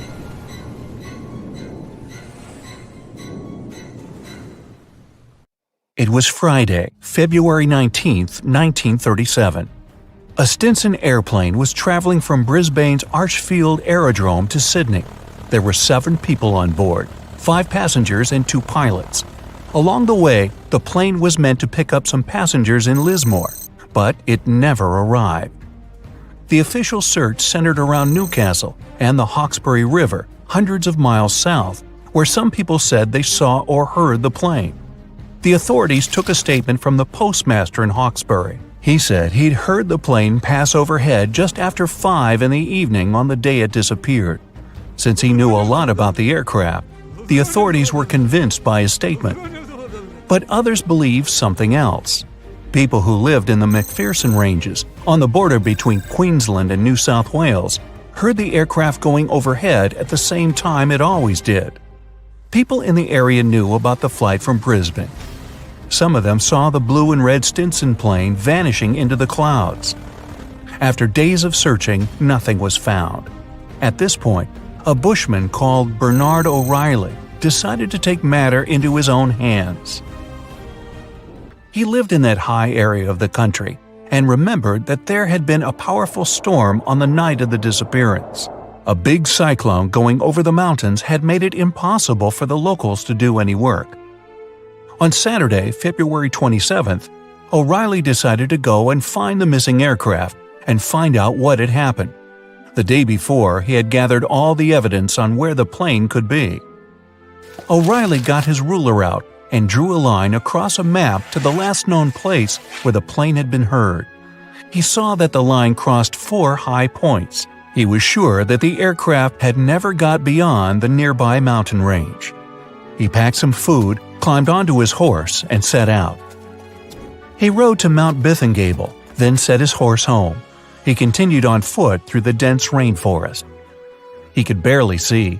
The vines in the forest were as thick as wire netting. There wasn't much light that day, and he struggled to get his bearings. O'Reilly searched for clues to understand where he was. He looked for patterns in tree growth and differences in the level of bloom among the plant species. He tried to spot different birds' nests, which would indicate his altitude. He spent Saturday night in the wet forest and continued his search the next day. From the top of Mount Throckmorton, through a brief opening in the clouds, O'Reilly saw some high rocks. He suspected the Stinson aircraft had crashed there. Far to the southwest, in the endless green forest, he spotted a light brown treetop. This was an unnatural color for the late summer and seemed out of place. Fires happen rarely in the rainforest, but lightning strikes were possible. Could it just be a coincidence? Judging by his map, the tree was 8 miles away. O'Reilly pushed through the forest to reach it. When he was 3 miles away from the spot, he heard 2 voices calling out cooeys. This is a shout-out used by the Australian bush to attract attention, find missing people, or indicate someone's location. He thought it could be other search teams, and answering would have confused them. So he kept silent and continued walking toward the location of the voices. He crossed a gorge and climbed up high. He called out to see if anyone was there, but still got no reply. He walked back 600 feet along the plateau and shouted again. That was when he heard a response and headed toward it. O'Reilly finally arrived and saw a big tree which had been cut down. The entire trunk of another tree was burned, and there was a mass of metal on the ground. Finally, he saw 2 men. The other 4 hadn't made it. The 2 he found were the passengers Joseph Binstead and James Proud. But as soon as he saw them, he couldn't talk. Judging by their condition, O'Reilly knew he had possibly arrived too late to save the 2 men. It was 4 p.m. on Sunday. By that time, the 2 men had been alone in the forest for 9 days. Proud couldn't move because he had injured his leg, and Binstead had been carrying water for both of them. They had only found berries to eat and had lost all hope until O'Reilly appeared. There wasn't much daylight left, and O'Reilly decided to head back using a different, shorter route to get help. He came across someone on the way. O'Reilly told them what had happened and asked to borrow their horse. He later used a utility truck to reach someone's farm and call for help. On the farm, he found the number of a Mr. Robinson from Airlines of Australia using the Brisbane phone directory. O'Reilly called him and explained things and asked if he could organize a rescue party for the 2 survivors. Robinson agreed. O'Reilly and the farmer put together 2 separate groups. The first party, led by O'Reilly, would go back to the site with a small team, including a doctor and some supplies. They gathered at 2:30 a.m. on Monday, left an hour before the sun came up, and arrived at the site by 11 in the morning. The group led by Mr. Buchanan, the farmer, included more than 100 people. They started work at dawn, clearing the path that led to the plateau where the 2 survivors were. The plan was to carry them down the track to safety. Both Binstead and Proud would have to spend 1 more night in the forest, but this time they would get a tent and medical care. When the sun rose on Tuesday morning, March 2nd, the journey down the plateau started. The group cleared a 14-mile path, and the survivors' condition was stabilized. 6 of the 7 passengers had now been found, except for 1. His name was Jim Westray, and he had helped the others get off the plane before it caught fire during the accident. That fire had lasted 15 minutes, but it was put out by heavy rain, which continued until 10 the next morning. On Saturday, at 6:30 a.m., before the rain stopped, Westray stood up and said he could see a farm with some sheep in the distance. The other 2 guys tried to discourage him from going and told him there was nothing out there. Westray said he would go there to get help, and within 30 seconds he was gone. When O'Reilly arrived, he was asked by the 2 survivors if he had seen Westray, but O'Reilly was sure he hadn't made it. He followed Westray's path to a 40-foot-high waterfall and confirmed his theory that he hadn't survived. The operation was successful, and the 2 survivors made it. The story made national headlines, and there were broadcasts about it on TV. O'Reilly was presented with a plaque and a check raised from the public. Years later, O'Reilly's nephew, Peter, organized tours showing his uncle's journey to the site. You unbuckle your seatbelt and stand up, stretching your legs after a long flight. You head towards the restroom and think about freshening up. Suddenly, you're in the air. Luggage flies around you. It feels like the world is ending. You're 30,000 feet above the ground, and you're heading for a crash landing. Before you have any more time to think, everything goes black. In early 2001, a massive Boeing 747 carrying over 400 people took off from Tokyo Haneda International Airport. The flight progressed like normal until it reached 39,000 feet and coasting speed. Food was being served, and passengers were up and about like they would be on any other journey. Slightly earlier in the day, a Japanese airline flight between Busan, South Korea, and Tokyo, Japan, had begun in a similar fashion. This one was smaller, with about 250 people on board. It had also started coasting at around 37,000 feet. Both of these planes were on a similar flight path, only 2,000 feet apart, and due to meet over the Japanese island of Honshu. They were both close to this intersection when the pilot of the Boeing 747 noticed his anti-collision indicator going off. This was when he first knew something was wrong. One of the critical aspects of modern air travel is the coordination of air traffic control. Every flight is monitored, and pilots are advised if anything goes wrong. The entire point of air traffic control is to organize flights so well that collisions are impossible. Every modern plane is built with collision monitors, but they are never supposed to be used because of this. While the anti-collision indicators buzzed, 26-year-old trainee Hideki Hachitani was sitting behind the radars at the control tower, monitoring both flights. The stress of having to oversee more than 10 planes was overwhelming him. This isn't surprising, given that he wasn't even certified to operate by himself without supervision. When he noticed the potential collision, he rushed to prevent a disaster. He quickly contacted the flight from Busan that was cruising at 37,000 feet and told them to dip lower, trying to create a bigger gap between the planes. In his rush, though, Hachitani had made a terrible mistake. He had contacted the wrong plane. Instead of telling the Boeing 747 to reduce its altitude, the pilot of the other plane followed Hachitani's instructions and lowered from 39,000 feet to 37,000 feet, the exact same height as the 747. Both planes sped toward each other at 500 miles per hour on a collision course. Hachitani was beginning to panic now. When he noticed that the flight from Busan hadn't descended, he quickly instructed it to turn right. The pilot had, of course, failed to follow the instructions given because they'd been sent to the wrong plane. For an unknown reason, the instruction to turn right failed to reach anyone at all this time. The communications from air traffic control were failing, and the pilots didn't have any idea of how much danger they were in. When seeing Hachitani panicking behind the control panel, his supervisor rushed to the scene and took control of the situation. She contacted the flight from Busan and now told it to climb up. Amazingly, when she did this, she gave the order to a flight that wasn't even operating that day. Both of the flights ignored her because they didn't know that the message was intended for them.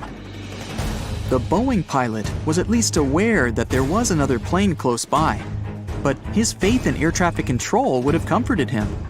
Surely, if anything was badly wrong, someone would send him more instructions? At this point, the crash was beginning to look inevitable. For the passengers on the flights, though, everything would have seemed to be normal. They might have been eating some snacks, stretching their legs, or maybe waiting in line for the toilet, completely unaware that they were on course to fly straight into another plane.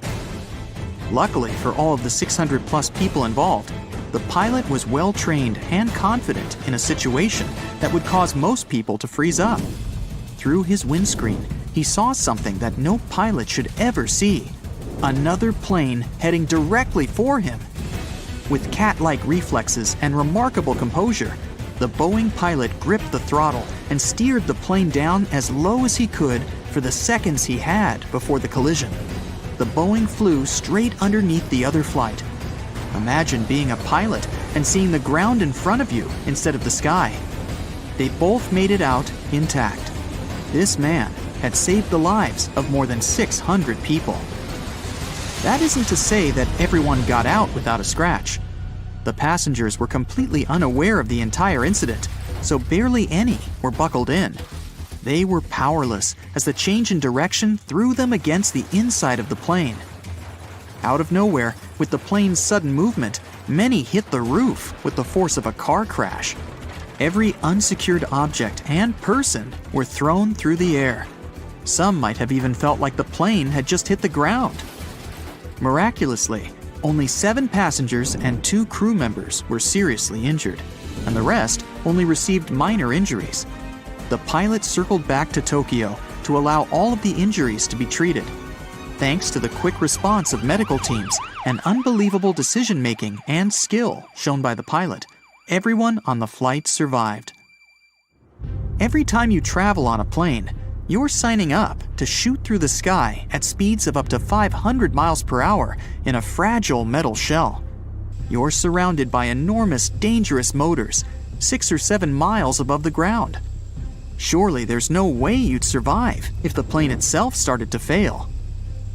The Hudson Bay landing shows that skilled pilots can overcome seemingly insurmountable odds. On January 15, 2009, Flight 1549 was set to fly from New York to North Carolina. The pilot, Chesley Sullenberger, was a former jet pilot who converted to commercial flights in the 1980s. The sky was clear and the conditions were favorable. It was a typical flight for all of the 155 passengers on board, until the worst happened just a minute and a half in. As the plane climbed to 3,000 feet, they hit a flock of Canada geese. They hit the entire plane, but most importantly, some geese got caught in both engines. When Sullenberger realized that his engines were failing, he contacted air traffic control. They ordered him to land back at the airport, but he realized that it was impossible. With failing engines and no clear runway to land on, he had to take control of the situation to save the lives of everyone on board. Without full control of his plane, he wasn't able to operate at the normal altitude. He flew so low that he passed over the George Washington Bridge at only 900 feet. The people on the bridge were terrified to see the plane so close, but they had no idea how bad things were on board. With the plane speeding at 140 miles per hour, Sullenberger saw the Hudson River in front of him, and he had no choice but to land on it. Everyone in the control tower was shocked to hear what he had to do, but there was no other option. Landing on a runway is one thing, but commercial pilots aren't trained to land in a river. Sullenberger had to think clearly and plan the landing while flying towards the ground. He made sure to allow the tail to touch the water before the nose. Landing nose first would compromise the engines further and cause even more damage. Amazingly, the plane touched down on the water without falling apart. Their momentum gradually decreased until they were at a slow, steady pace across the surface. From a distance, people might have thought it was just a slow-moving boat.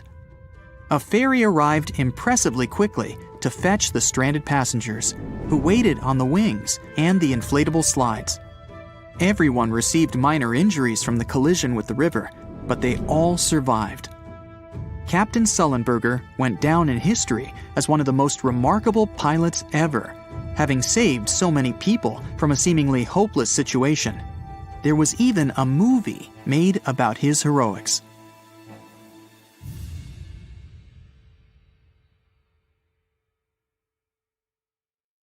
The moon shines brightly and illuminates the black water of the ocean.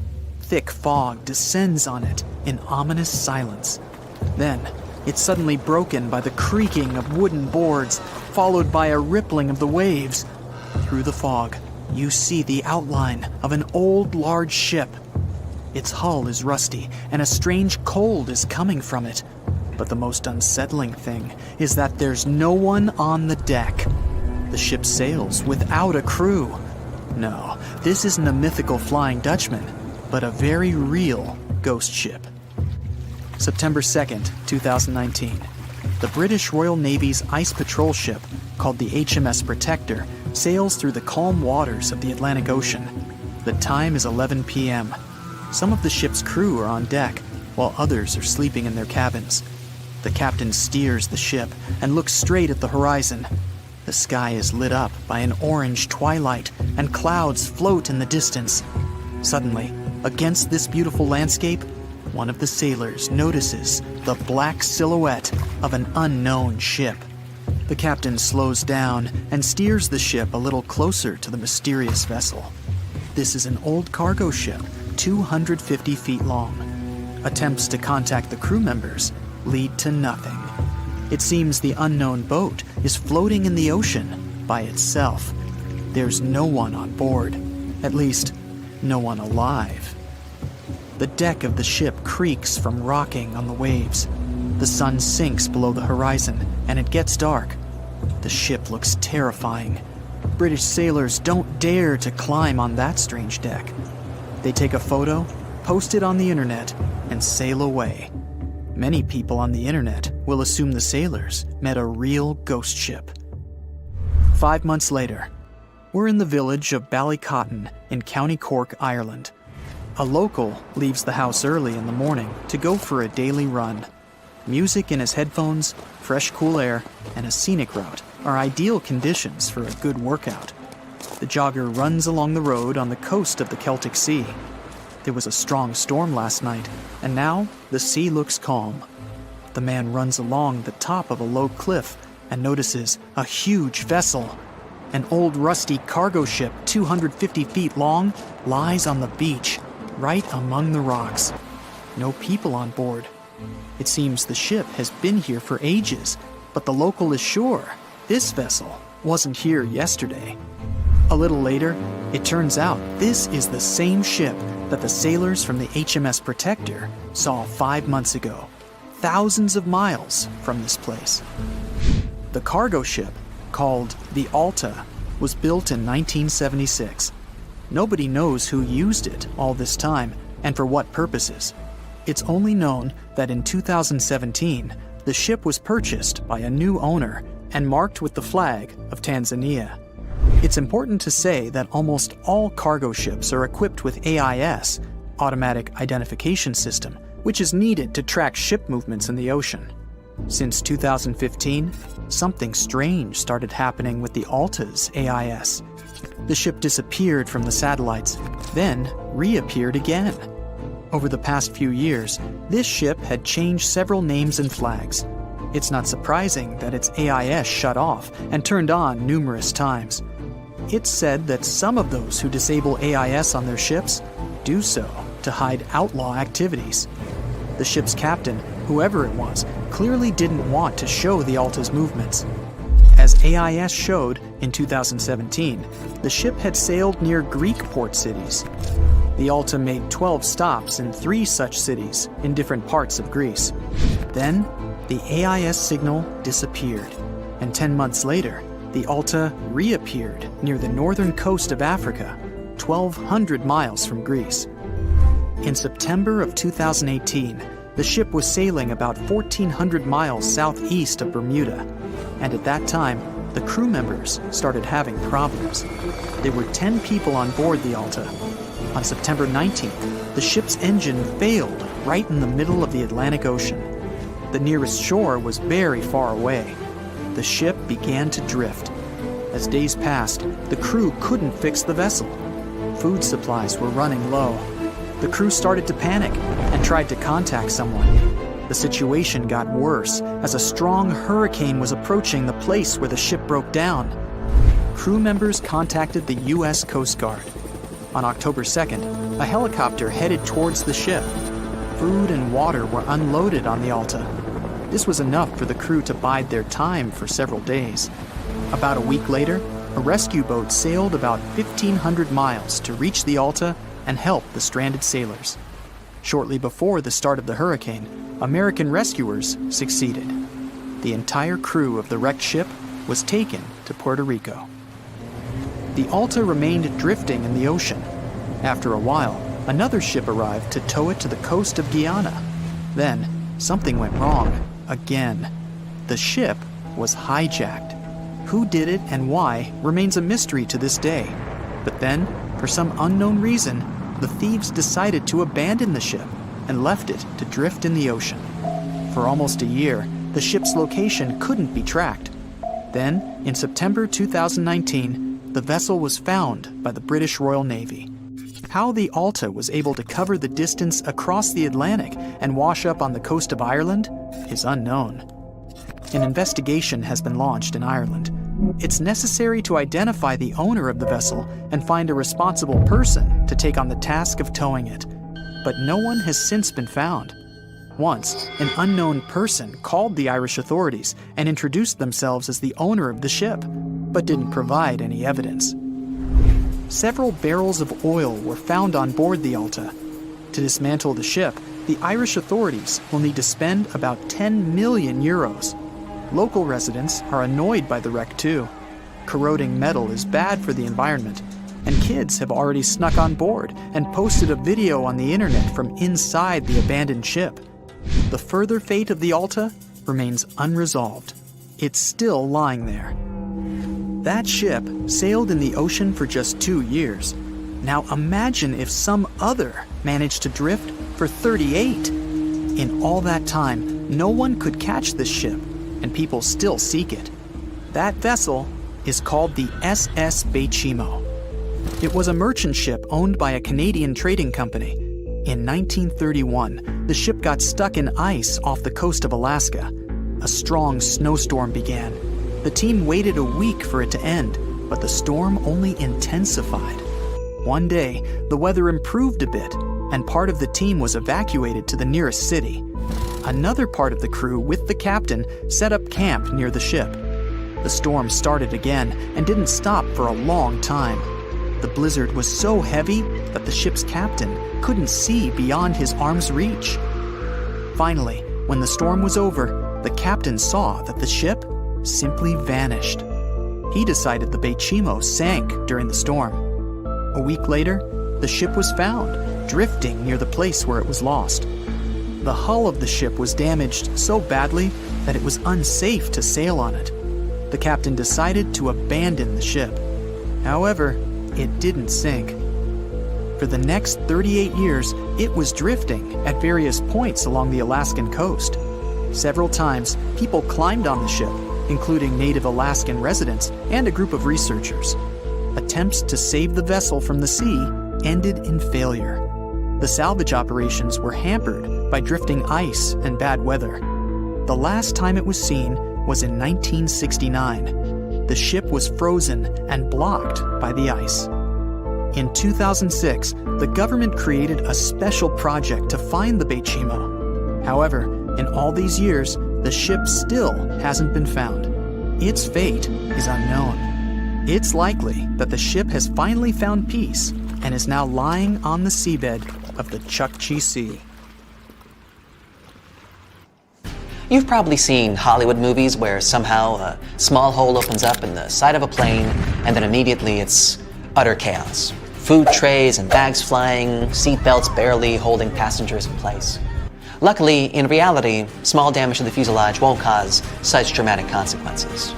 But would you believe me if I told you there was a pilot that managed to land a plane with half the roof torn completely off? Buckle up. At 1:25 p.m. on April 28, 1988, a 19-year-old Boeing 737 that belonged to Aloha Airlines left Hilo International Airport and headed for Honolulu. The plane was named after Queen Liliuokalani, who was the last sovereign monarch of the Kingdom of Hawaii. On that day, the aircraft already had 3 short flights from Honolulu to Hilo, Maui, and Kauai. Apologies to the people of Hawaii for any mispronounced names. Anyway, all the trips were regular and uneventful. The weather was calm, and it seemed like nothing could go wrong.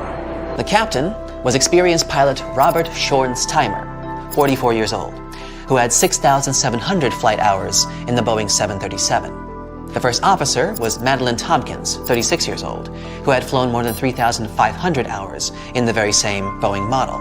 Early in the morning, still in Honolulu, the first officer had conducted the regular pre-flight inspection and announced that the plane was ready for the flight. At 11 a.m., the plane left Honolulu and headed for Maui and then to Hilo. When the plane arrived at the destination, the pilots didn't leave the cockpit or inspect the aircraft from the outside. After all, it wasn't a requirement, so they didn't have to.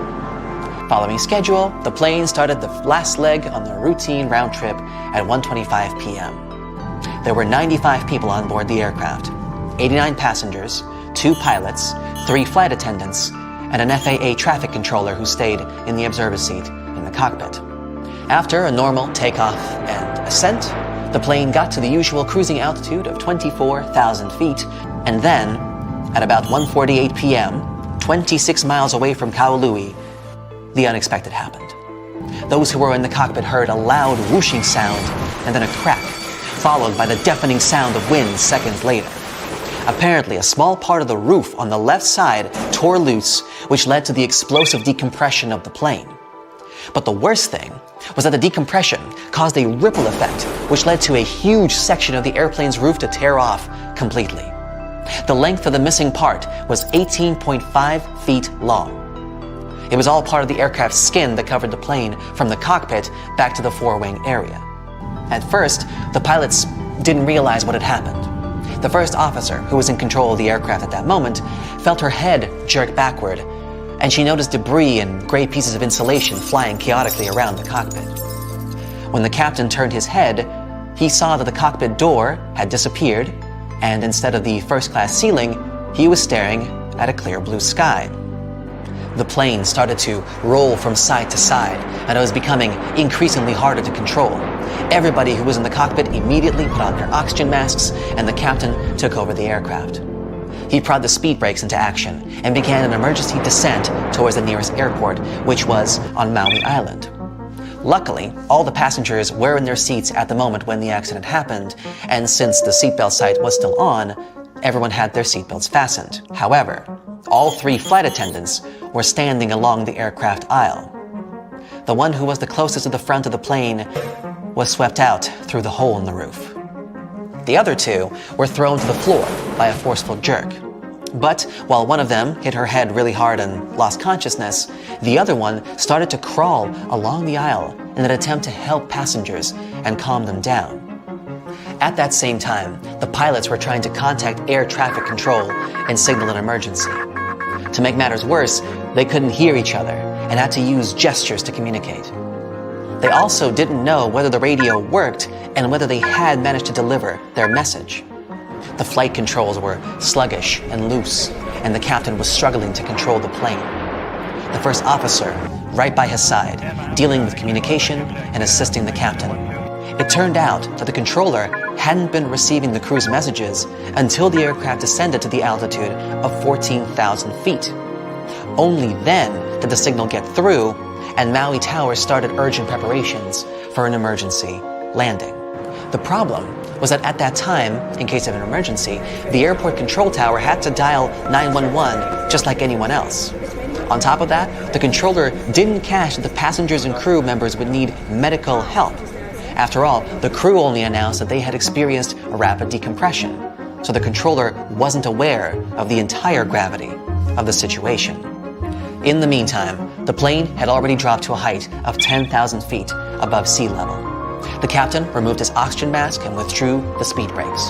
The plane was steadily descending toward runway 2 of Kahului Airport. Following the captain's command, the first officer lowered the landing gear, but the indicator light didn't come on. That could mean that either they had a bad light, or they had serious problems with the nose gear. But that wasn't the only problem. As the plane was approaching the runway, the left engine failed, and the aircraft started rocking and shaking. The captain made an attempt to restart the engine, but didn't succeed.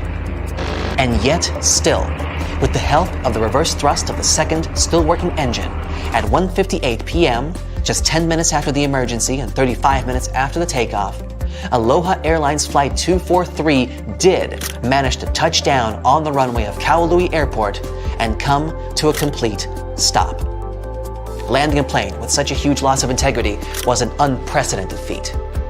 As soon as the plane stopped, the evacuation began. Everyone on the plane, except for the one flight attendant who had been pulled out of the plane, was alive, although 65 people were injured. Most people had been hurt by flying debris and torn pieces of fuselage. Unfortunately, since nobody on the ground had known how serious the situation was, no ambulances were waiting for the injured. The first one arrived 7 minutes after the plane landed, and there were only 2 ambulances on the entire island, which obviously couldn't fit all the people. That's why the passengers had to be transported to the hospital in several 15-passenger tour vans that belonged to the company Akamai Tours. Luckily, 2 Akamai drivers used to be paramedics, so they started to tend to the injured right on the runway. Meanwhile, airport mechanics, as well as office staff, drove the vans to the hospital, which was 3 miles away. Luckily, there were only 8 serious injuries, from which all of these passengers later recovered. As for the plane, it was damaged beyond repair and later dismantled right at the airport. The missing part of the roof disappeared and was never seen again. But what could cause such a terrible accident? The problem wasn't the age of the aircraft. 19 years isn't that old for a commercial plane, and it hadn't accumulated too many flight hours before the accident happened. But the 35,500 flight hours the plane had traveled included 89,680 takeoffs and landings, which are also called flight cycles. The reason for such a huge number was that the plane performed mostly short domestic flights between the islands. And this number exceeded the number of flight cycles the plane was designed for twice over. Besides, the plane traveled in a salty and humid environment, which also added to the wear and tear. Interestingly, during one interview that followed the accident, passenger Gail Yamamoto remembered that she had spotted a crack in the fuselage when she was boarding. Unfortunately, she was the only one who had seen the damage, and the woman hadn't thought that the crack was important enough to inform the crew. It's important to stress that these kinds of accidents are extremely rare these days. According to Harvard University, given all the steps and measures major airlines and airports take to ensure safety, the odds of you being in an airplane accident is roughly 1 in 1.2 million. That's a 0.0000083% chance. I don't know about you, but I like those odds. And even if something were to happen, like, for example, half the roof falling off, it's a great comfort to know that your trained pilots can still land the plane relatively safely. There are so many ways to make airplanes safer. For example, they could have ejector seats so that every passenger could be rescued. In reality, though, it's way more difficult than it sounds. If there were ejector seats, your trip would be very different. Everyone would have to be strapped into a seat with a harness to make sure they wouldn't fall out of it. Then you'd have to wear an oxygen mask all throughout the flight. An emergency can occur at any time. Then, ejection in itself is a big pressure on your body. Even fighter pilots who are physically prepared can still suffer severe injuries. For an average person, this process wouldn't be safe. So, however cool it sounds, ejection seats aren't very practical and are actually quite dangerous. Okay, well, at least they could have a parachute for each passenger. But this wouldn't be very useful either. Parachutes only sound like they can save many lives. First, having them isn't efficient. They're very costly and heavy. So a plane would need to burn more fuel while flying if there were parachutes on board. It would all be worth it, though, if parachutes could make an actual difference to the safety of people. But they can't. Commercial planes aren't designed in a way that would make it safe to jump out of them, especially with a couple hundred people on board. Next, passengers aren't trained to use them. Imagine there's an emergency. The plane is falling, and 200 people are trying to deal with a parachute for the first time in their lives. It would be an absolute mess. Lastly, it's not safe to jump from the high altitudes planes fly at. So, oxygen masks, life vests, and boats are the best life-saving equipment, and every plane has those. You know those huge engines that they have under the wings? Yeah, look at them. They don't look safe at all.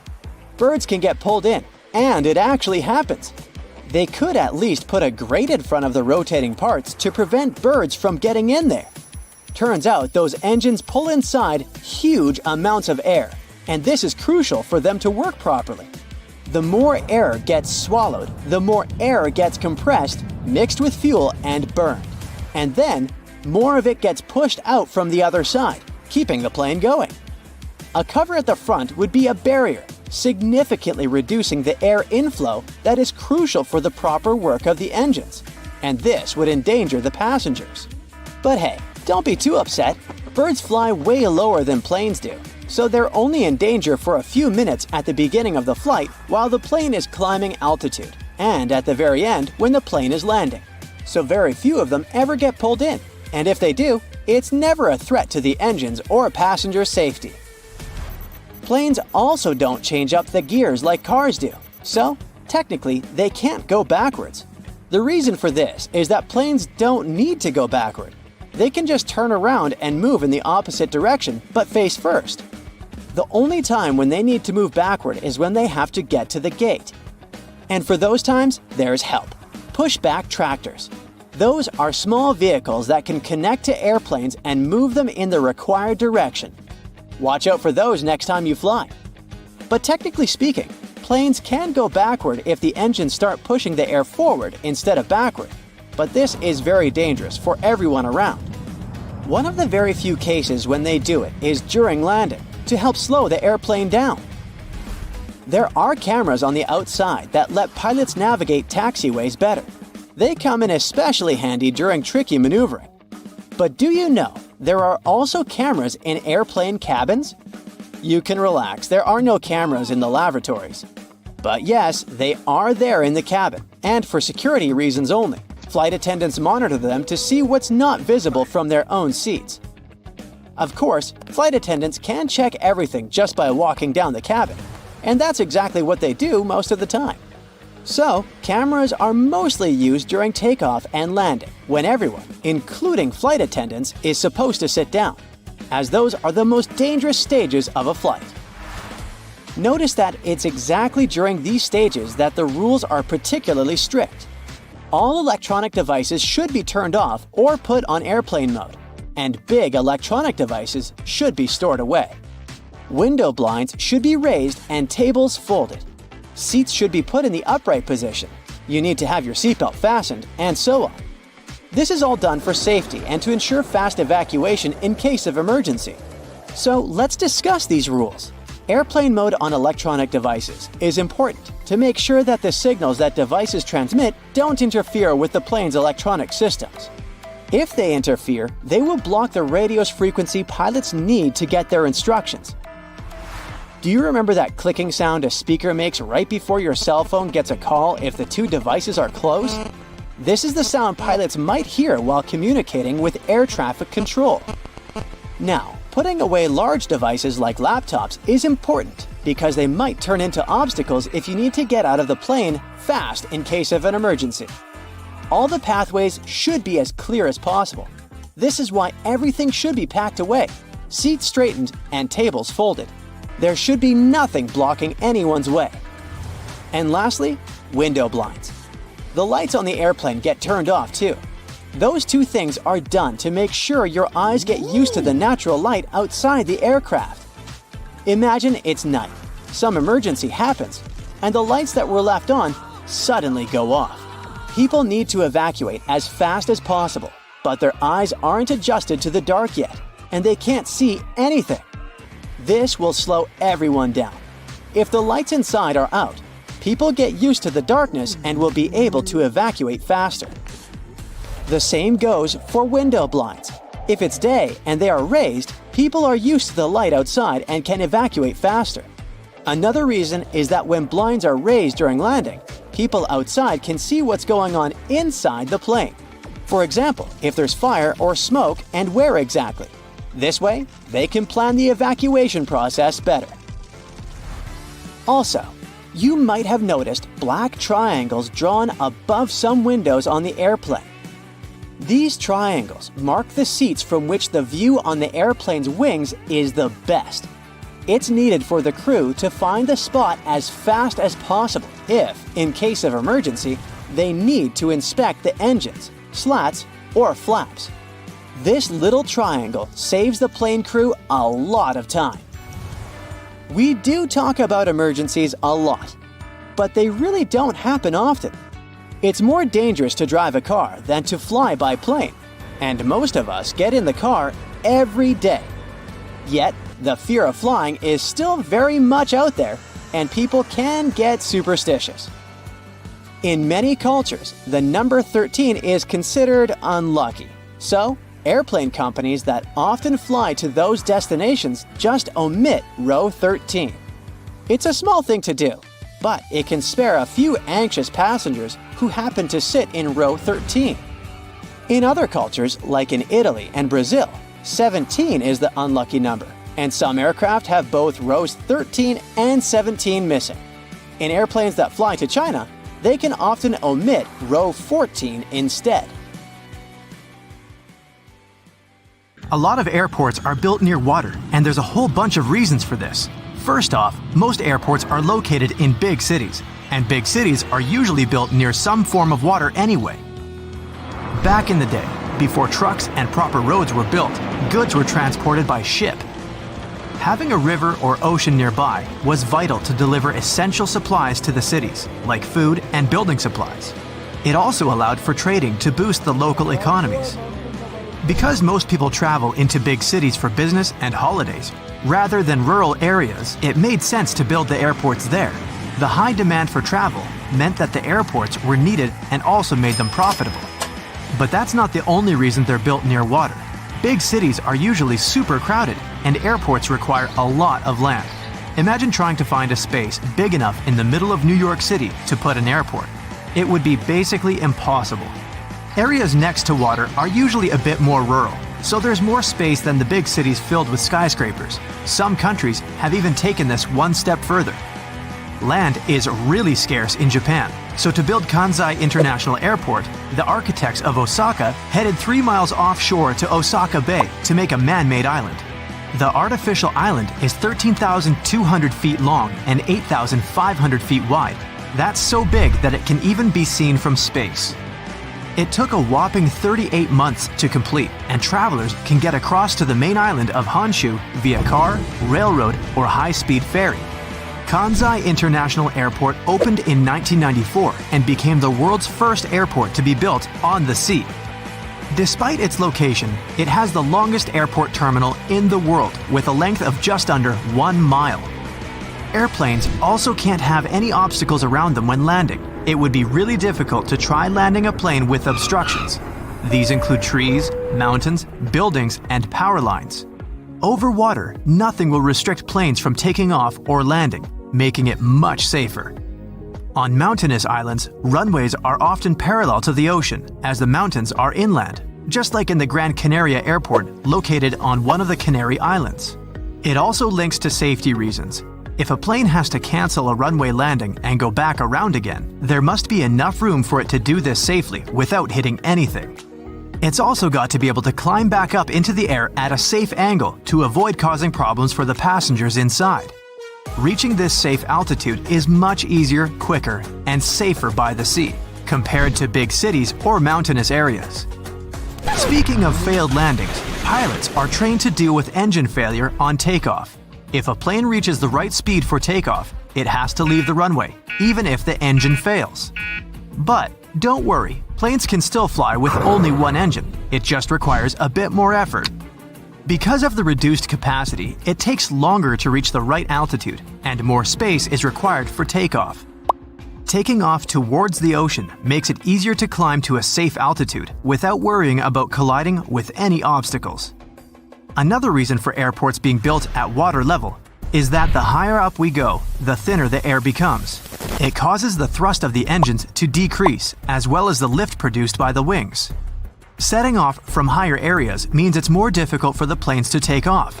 In terms of money, this would mean building longer runways, which would cost more, and no one wants that. This also means the planes require less fuel as they don't burn as much energy on takeoff. And there's less noise made as the planes don't have to work as hard. But despite this making the planes less noisy, airports are going to have pretty high noise levels. Imagine hearing planes zooming over your house while you're trying to get sleep at night. This is a key reason why airports are usually built on the coast far away from any residential areas, as fish aren't generally known to file noise complaints. In some countries, airports actually have to provide upgrades for nearby houses that will be affected by the noise. Germany is one of these countries, and they do everything from improving roofs to adding wall insulation to cover all that noise. Building by the coast means that they don't have to pay up for all these expensive upgrades, which saves the airport lots of cash. Coastal areas also have weather advantages for flying. Sea breezes are steady winds that blow from the water to the land. Planes mostly land and take off with the wind, making it the perfect place to build an airport as there'll be no delays caused by unexpected strong winds. But while the sea breezes that come in spring and summer are great, areas near water can be prone to fog during fall and winter, so this part has its pros and cons. But not every airport is on the coast, as it does also pose a number of issues too. One of the biggest is birds. Our feathered friends love the coast because of all the yummy fish, but they can cause big problems for pilots. But airports manage to get around this using scare tactics. Birds don't really enjoy noise, and planes aren't the quietest of things. Airports also make loud bangs and even train hawks to take down birds that are in the way. The most obvious risk of building close to the sea, though, is flooding. Airports cost crazy amounts of money to build, and planes aren't cheap either. Back in 2018, Kansai Airport was flooded by Typhoon Jebi. They had to cancel all operations for 2 days, and the water was so high that it damaged the engines of the planes. While coastal airports put measures in place to protect against flooding, it's pretty difficult to save everything from a typhoon. With rising sea levels and an increase in extreme weather, these floodings are also looking more and more likely to happen. A quarter of the world's 100 busiest airports are less than 32 feet above sea level, and 12 of those, including New York, San Francisco, and Shanghai, are less than 16 feet. Yikes!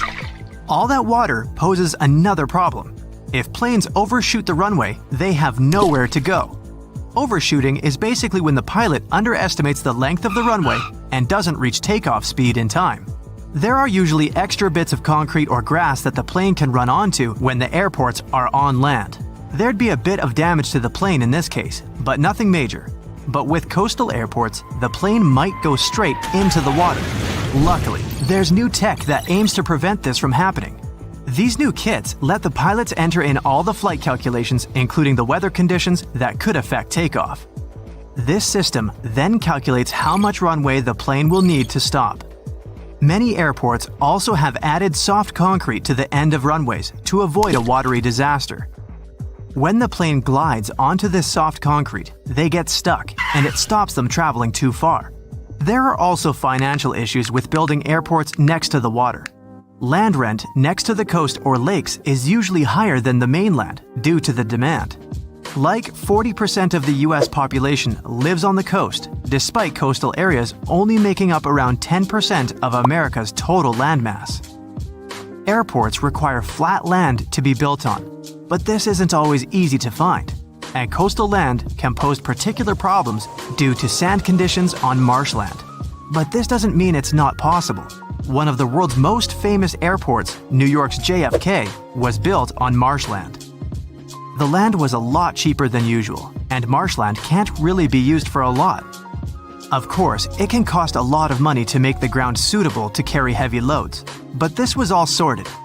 Finding such a big area close to one of the world's most famous cities was a very rare find, even if it was marshland.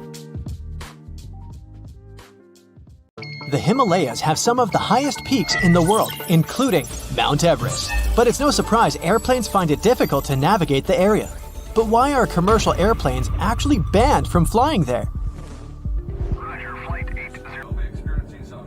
For starters, these mountains have an average height of more than 20,000 feet. Mount Everest, the highest mountain in the entire world, stands at 29,037 feet high above sea level.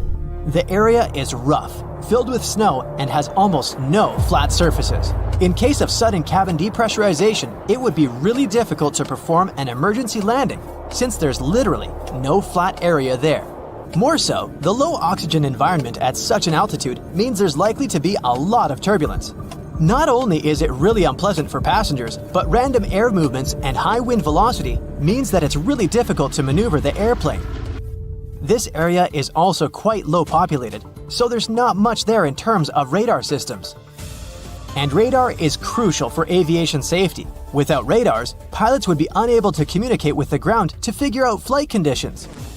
It can also get so cold up there that jet fuel might completely freeze. Sure, the fuels used in airplanes usually freeze at around -50 degrees Fahrenheit, but it may be possible above Everest. The lowest temperature was recorded there back in December 2004, when thermometers showed a staggering -44 degrees Fahrenheit. So, no wonder pilots don't want to ever take that risk, especially on a commercial flight. Among the few airports located in the Himalayas, there's one considered to be the most challenging to land in the world. Only 8 pilots on the planet are certified to do it. It's called Paro International Airport, and it's located in Bhutan, a landlocked country in the eastern Himalayas. First, landing there is so dangerous because you're literally flying through some of the world's tallest mountain peaks. Not to mention that those 8 pilots also have to consider strong winds. Despite the challenges, they do manage to safely land over 30,000 people each year. Moving further, there's no radar there to guide the pilots, so they need to maneuver the aircraft entirely in manual mode. The pilots need to track their movements based on specific visual landmark checkpoints as they approach the runway. Moreover, flights are only allowed there during daylight hours and under good visibility. These pilots also need to watch out for utility poles and roofs on the hillsides too. It means they often squeeze their planes between mountain peaks at 45-degree angles before dropping quickly onto the runway. No wonder only 2 airlines fly to Paro International Airport. Apart from these commercial pilots, there are specially trained helicopter rescue pilots who spend most of their career at 20,000 feet in the sky. Most of the time, they partner with equally experienced climbers who train by crossing the Khumbu Icefall. It's dubbed the most dangerous square mile on the planet. Made up of ice pillars as tall as a 6-story building, this huge stretch of the glacier on Everest's western side is filled with bottomless ice holes. It takes between 4 to 12 hours to get from one edge of the icefall to the other, depending on the experience of the climber. You may think it's a pretty serene location since you're literally only surrounded by ice and snow, but these local professionals claim otherwise. One Everest veteran said that the noise was actually the worst part of the job. The mountain produces awful squeaking sounds and sometimes even sighs. It often makes people feel like it's talking to them, warning them about the treacherous environment. Mount Everest isn't the only no-fly zone in the world. Surprisingly, Disney parks are also part of this exclusive club. So you won't ever be able to look out of your plane window and see the beauty of fairy tale castles from up above. In recent years, a lot of crowded tourist attractions, including Disney parks, have increased their security measures to make sure their visitors are as safe as possible. As such, no aircraft is allowed to fly within 3,000 feet of Disneyland in California or Walt Disney World in Florida. It was initially a temporary ban, but this rule became permanent back in 2003. Some other places don't have planes flying over them because of their historical importance, like Machu Picchu, located in the Peruvian Andes Mountains. There's also a large number of rare wildlife species and plants that grow exclusively in this area. It's crucial that they're protected as well as possible. What does it have to do with planes not flying over that area? Firstly, it reduces the volume of harmful chemicals in the area. Secondly, if a plane ever needed to perform an emergency landing in this location, it'd cause irreversible damage to buildings and wildlife. Surprisingly, planes can fly over the Greek Parthenon in Athens, but with one condition: not to get closer than 5,000 feet above it. This way, the historical building is kept a bit more protected from any emergency landings, since there are specially designated areas around it. You won't be able to see the Taj Mahal from above either, since it's one of the most important, oldest, and most beautiful pieces of architecture in the world. It also needs added security features. This building dates back to the 1600s. UNESCO announced it a World Heritage Site in 1983. The Indian authorities set up a no-fly zone above it in 2006. They did it to safeguard not only the building itself, but also the crowds of tourists that come there each year, 7 to 8 million people. Buckingham Palace is well known for being the residence of British monarchs. So, for the Queen's security, a no-fly zone was set up here too. Planes aren't allowed to fly over Windsor Castle either, to make sure the royal family is equally protected. Other important British buildings with no-fly zones include Number 10 Downing Street, the British Prime Minister's official residence and office, and the Houses of Parliament. George Washington's home in Mount Vernon, Virginia, can only have planes flying above it at more than 1,500 feet. The historical wooden mansion was built for President George Washington between 1758 and 1778. Unfortunately, the building has seen a lot of damage over the years, so in an effort to preserve it better, authorities decided to prohibit vibrations produced by flying aircraft. That's why another no-fly zone was established there. It covers the airspace above this National Historic Landmark. That's probably the reason why you'll rarely see pictures of this house from above. Since it's the residence of the US President, it's not allowed to fly over Washington, D.C. It's also the home of Congress and other establishments. So, the authorities set a special flight rules area, stretching for 30 miles around Ronald Reagan International Airport. This means that it's one of the airports with the most precise takeoffs and landings. Pilots have to carefully tackle no-fly zones, which sometimes results in uncomfortable takeoffs for passengers. Whenever a pilot breaks a no-fly zone, it's a big problem, like the one that happened back in 2005, when a pilot accidentally steered the plane into a prohibited zone. The capital had to be evacuated immediately, and their regular activities were interrupted. Other capitals of the world have similar requirements, like Budapest, for example. In the capital city of Hungary, planes aren't allowed to fly over the ancient inner city of Pest and the Buda Hills. Almost all air traffic is generally prohibited above Paris too, with some exceptions. Aircrafts flying no lower than 6,500 feet. Flying helicopters are also a big no-no within the city limits. Only certain choppers undertaking precise missions can get special authorization. Generally, passenger planes aren't allowed near the island of Manhattan either, partly because of the really tall buildings there and the added risk of collision, but mostly because all three major New York airports, John F. Kennedy International Airport, Newark Liberty International Airport, and LaGuardia Airport are very close to each other, so the air traffic in the area has to be really well thought out to make sure the planes don't cross paths.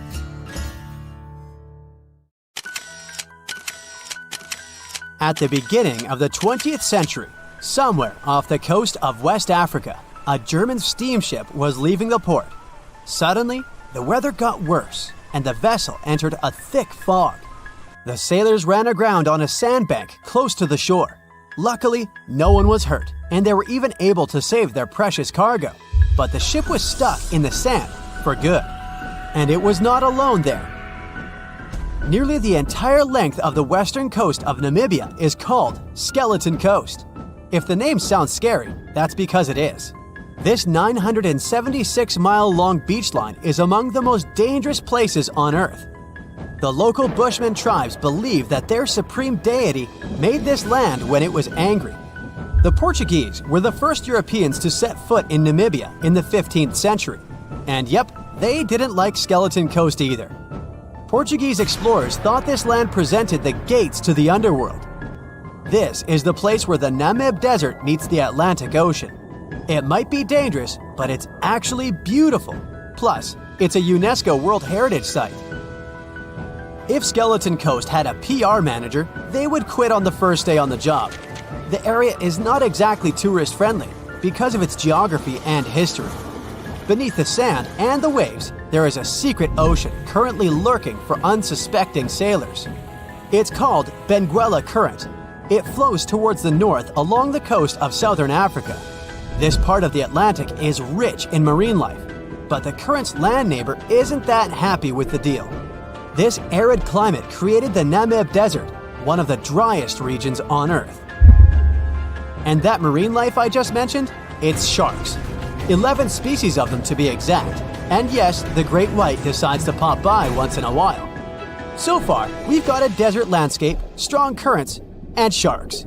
Not a place for a beachside resort, definitely. But if someone ends up on Skeleton Coast, will they know they're in danger? Don't worry, they will. The beach is littered with wrecks of all sizes and shapes. If you remember that German ship I mentioned in the very beginning, its massive and rusted stern is now sticking out from the desert sand.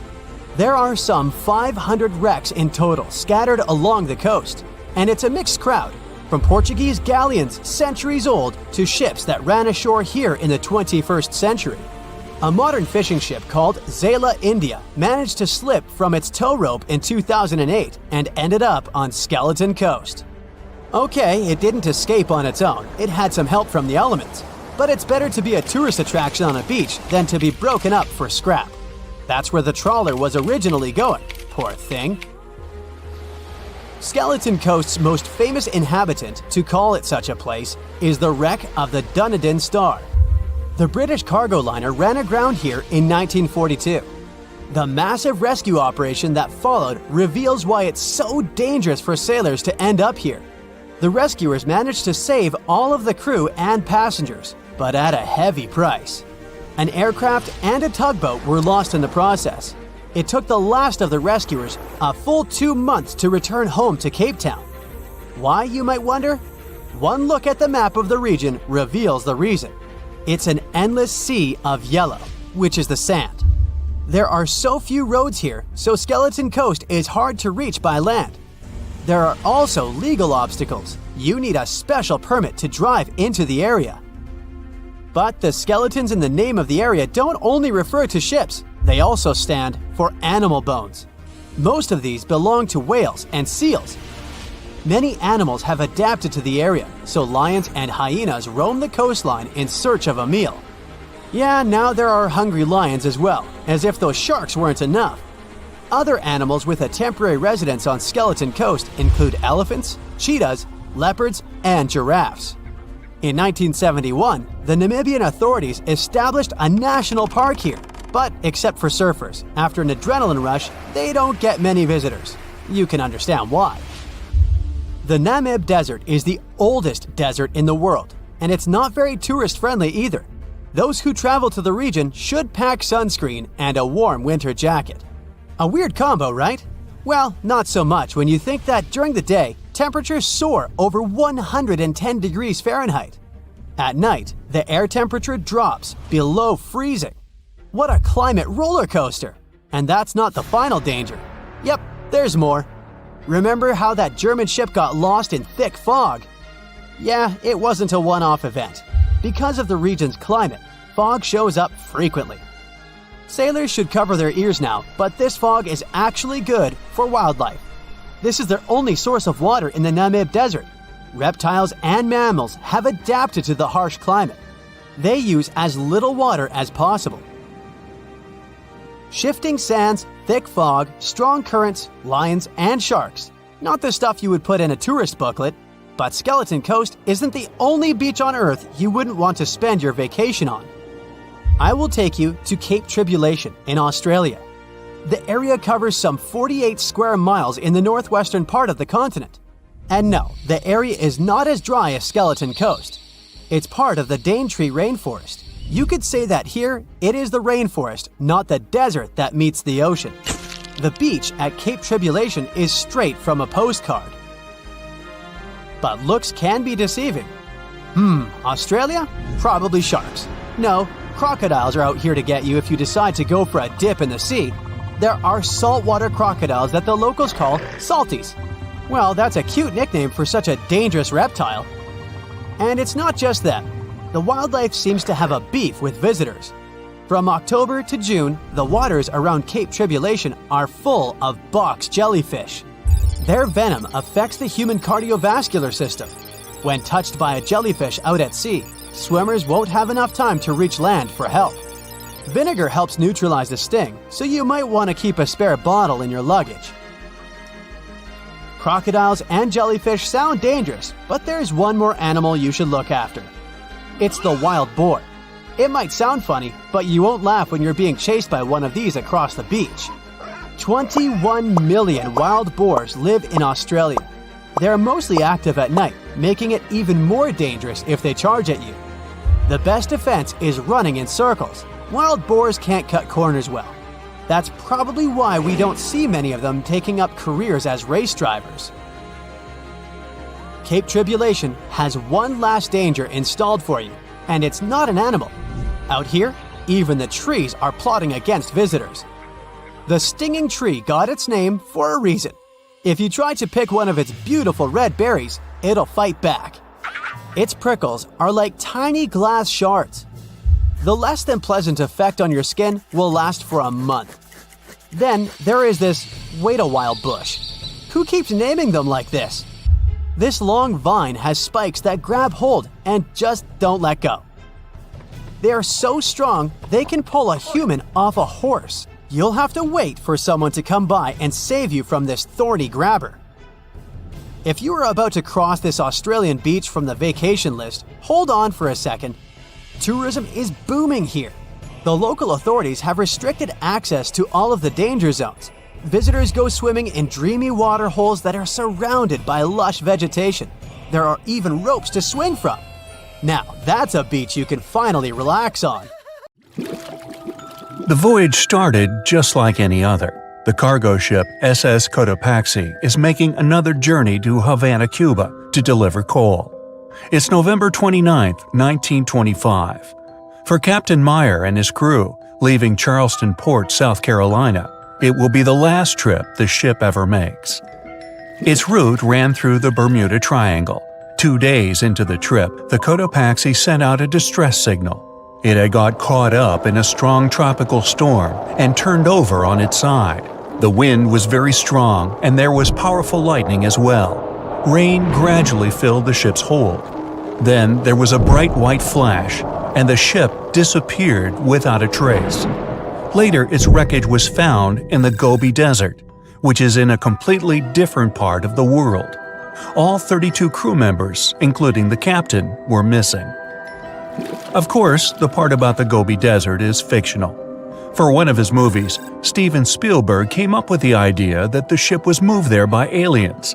Still, in real life, the ship was never found, and its crew really did disappear.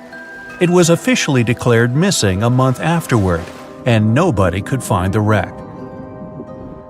It seems like a classic case of mysterious things going on in the Bermuda Triangle. But most mysteries are solved sooner or later. In 2020, the Cotopaxi was found. A man named Michael Barnett had moved to Florida to study shipwrecks off the coast. One wreck in particular really caught his attention. It was much larger than the others, and the locals called it the Bear Wreck. It was about 40 miles from St. Augustine in northern Florida, but no one had ever managed to identify the rusty hull. So Michael started to do some detective work. He measured the size of the shipwreck and started working through all the information he could find. He researched hundreds of old newspapers, leafed through insurance records, and looked at artifacts found on the wreck.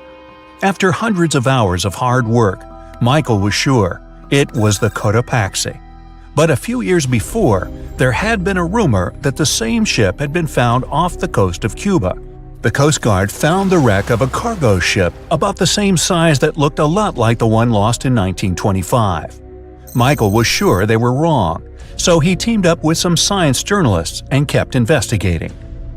Soon they discovered something that seemed to confirm Michael's belief. Divers found brass valves with the letters SV on them in the wreckage of the ship.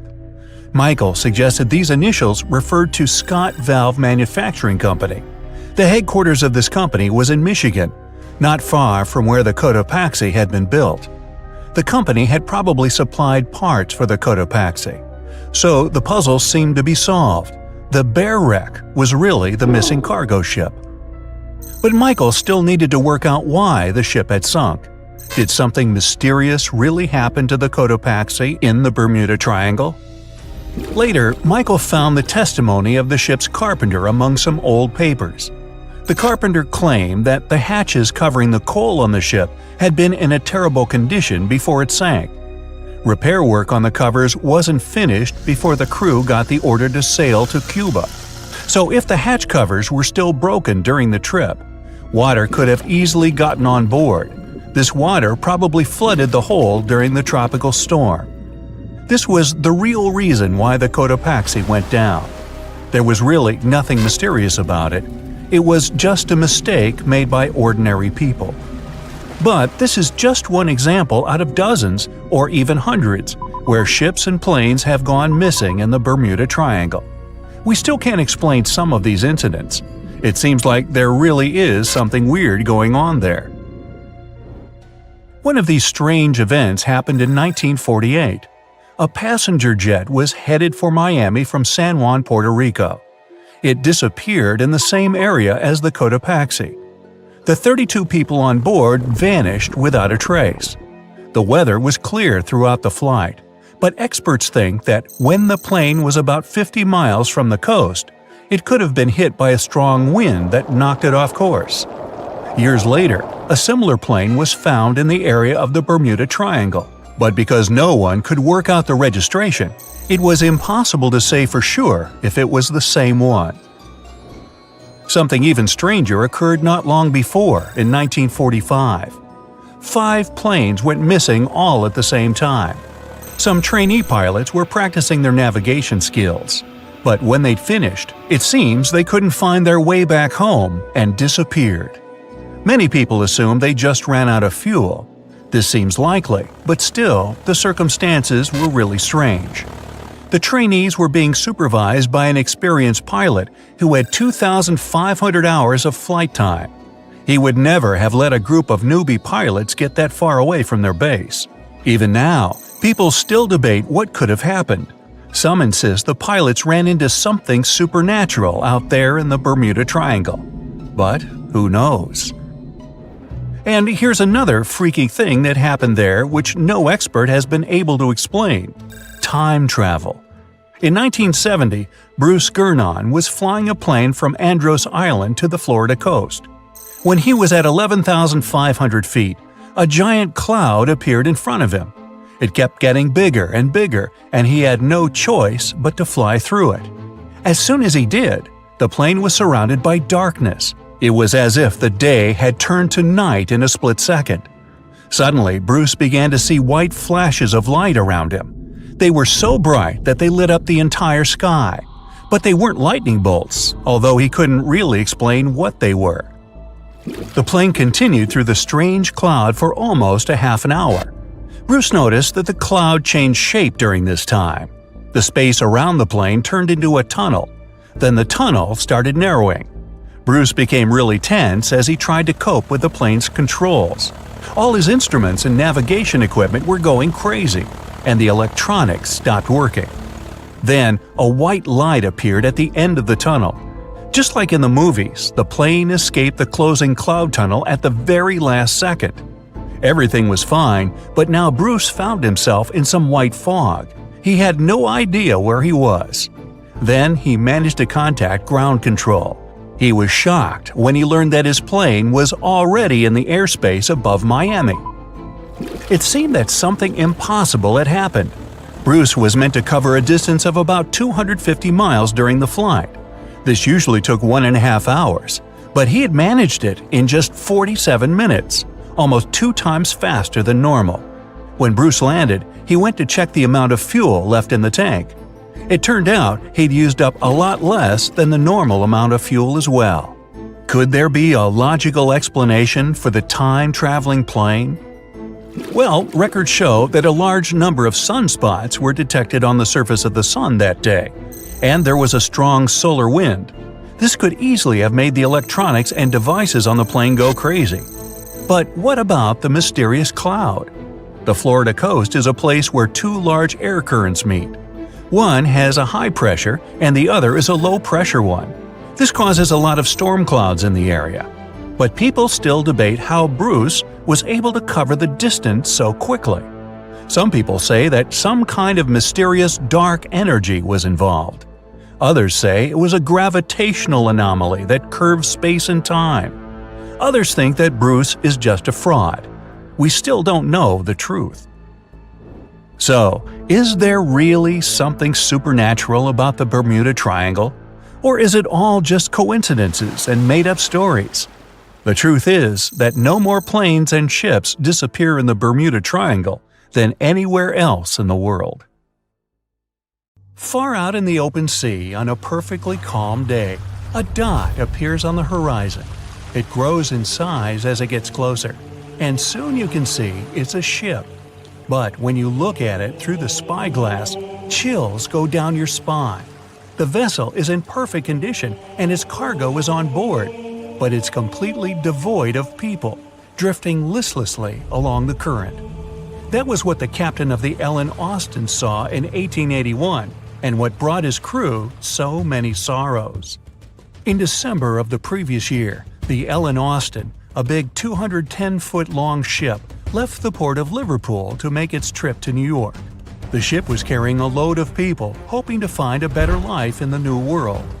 Captain A.J. Griffin took the vessel due southwest for a shorter voyage, and a few weeks into 1881, they found themselves north of the Sargasso Sea, known for its lack of winds and strong circling currents. Ships that got caught in those could lose control and keep on drifting in circles until they were dragged into the center. From there, they'd be incredibly lucky to get back past the currents, but more often than not, they stayed in the desolate desert of the sea forever. Worse still, the area belonged to the notorious Bermuda Triangle, which was already known to take down ships and make them disappear without a trace. The ship's crew were nervous, afraid of being in such a dangerous area so close to a sea that could bring them to a standstill. And ominously, some of the Sargasso Sea's calm must have escaped it, because the Ellen Austin lost its speed one day and fell adrift without the winds. It was fine, though. They had ample provisions and were still on schedule. Captain Griffin was walking around his ship, giving orders in a voice full of calm authority, and both his crew and passengers trusted him completely. But then, the lookout shouted from above that a ship was in sight. And indeed, when the captain looked in the direction the man was pointing, he saw a small schooner moving slowly into view and towards the Ellen Austin. As it came closer, it became apparent that the way the strange vessel moved wasn't right. The captain frowned and examined it through his spyglass. The schooner was untouched, but eerily silent. There wasn't a single soul on board. Derelict ships weren't that rare in the Atlantic at the time, but neither were pirates. Captain Griffin decided to wait and watch. After 2 days, the schooner was as quiet as always, and Captain finally thought it was fine to move in. He took a small team of sailors and boarded the stranded ship.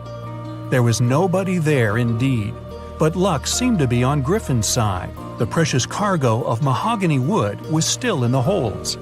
The captain returned to the Ellen Austin and ordered his select men to take the smaller ship along to New York. The crew's spirits arose with the prospect of riches awaiting them upon arrival. When the winds blew strong again, the Ellen Austin continued its voyage, with the unnamed vessel tagging along. But after a couple of days, the ships were caught in a powerful storm and got separated. The wind, rain, and waves beat them for several days in a row. When the weather finally cleared, Captain Griffin ordered to find the schooner.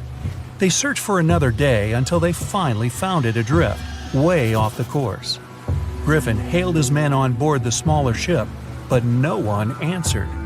A party of sailors went to investigate and returned with their faces white with fear. The whole prize crew went missing in the storm. The captain wasn't one to lose such a valuable find, though, and ordered another team to take control of the schooner. Reluctantly, the sailors obeyed, and the two ships continued their voyage. They agreed to stay as close as possible to one another and ring their bells at set intervals at night to let each other know they were fine. Several nights went all right, with bells ringing reassuringly every hour. But one day, a thick blanket of fog fell on the sea and almost completely blocked their vision. The ships went on regardless and started sounding their bells earlier. When night came, the fog was still there, but the bells were the sound of life. Until they stopped. Captain Griffin rang the bell once, then twice. No answer. The crew lit the fires and looked out into the sea intently, but the fog hadn't lifted, and they couldn't see a thing in the swirling abyss beyond the ship's board. Nobody could sleep that night, and they waited in silence until the break of dawn. The first rays of sun made the fog slowly disperse, and the whole crew went to the edge of the deck with heavy hearts. There was still hope in them, until the last strands of the mist went away, revealing a vast, calm, and most importantly, empty ocean. The nameless schooner was gone, and so was the second team of the Ellen Austin sailors. The ship sailed the rest of the way to New York in grave silence. Once it arrived at the port, the passengers were only too happy to leave the vessel, and no one so much as turned their head as a goodbye. That was the ship's last voyage as the Ellen Austin. That same year, it was sold to a German shipping company and renamed Meta. No one ever found the derelict schooner or the sailors that went missing with it. And that would probably be the end of this mysterious and unresolved story, if it held at least a little bit of the truth. In reality, none of the enigmatic things in the narrative actually happened. The Ellen Austin did indeed leave Liverpool and headed southwest to New York, and its captain was really A.J. Griffin, taking people to the American continent. But from here, the story falls apart. First of all, the ship went way too far to the north to pass the Sargasso Sea so closely. There was simply no reason to make a detour so broad. Even though the westerly winds were strong, it was still faster to take them head-on than to go in a southerly direction. So the Ellen Austin was probably nowhere near the Sargasso Sea and the Bermuda Triangle. Secondly, the triangle itself has been proven time and again to be nothing but a work of fiction. In fact, it gained popularity in the middle of the 20th century, while nobody even thought of drawing a triangle in the Bermuda area before that. The mystery was popularized by science fiction writers and became a common myth, while no serious research proved it any more dangerous than other parts of the world's ocean. So the crew of the Ellen Austin weren't even aware of the Bermuda Triangle back then, let alone afraid of it. Thirdly, the whole story was told and retold by magazines and mystery-loving personalities with ever-changing details. It first appeared in a newspaper in 1906 and already had the date wrong. The article said the voyage took place in 1891 instead of 1881. Later, the story resurfaced in 1935 on the radio with the wrong name of the captain. It was Baker, not Griffin. The date was also off, saying the trip was taken in August 1881, when the Ellen Austin was already renamed Meta. The legend grew upon with other strange details, such as the ship's route from London to Newfoundland, which was never the case. But the final debunking came from the archives of Lloyd's of London, the marine insurance market that keeps all logs of trade and emigration ship routes. The documents there say that on February 1881, the Ellen Austin completed its cross-Atlantic voyage to New York without incident. Captain A.J. Griffin off-boarded the ship with all his crew hale and hearty and declared no loss of hands during the trip. The voyage took over 2 months because the ship had to fight strong westerly winds pushing it back towards Britain. The crew reported no strange encounters on the way, and the whole thing was as boring as could be.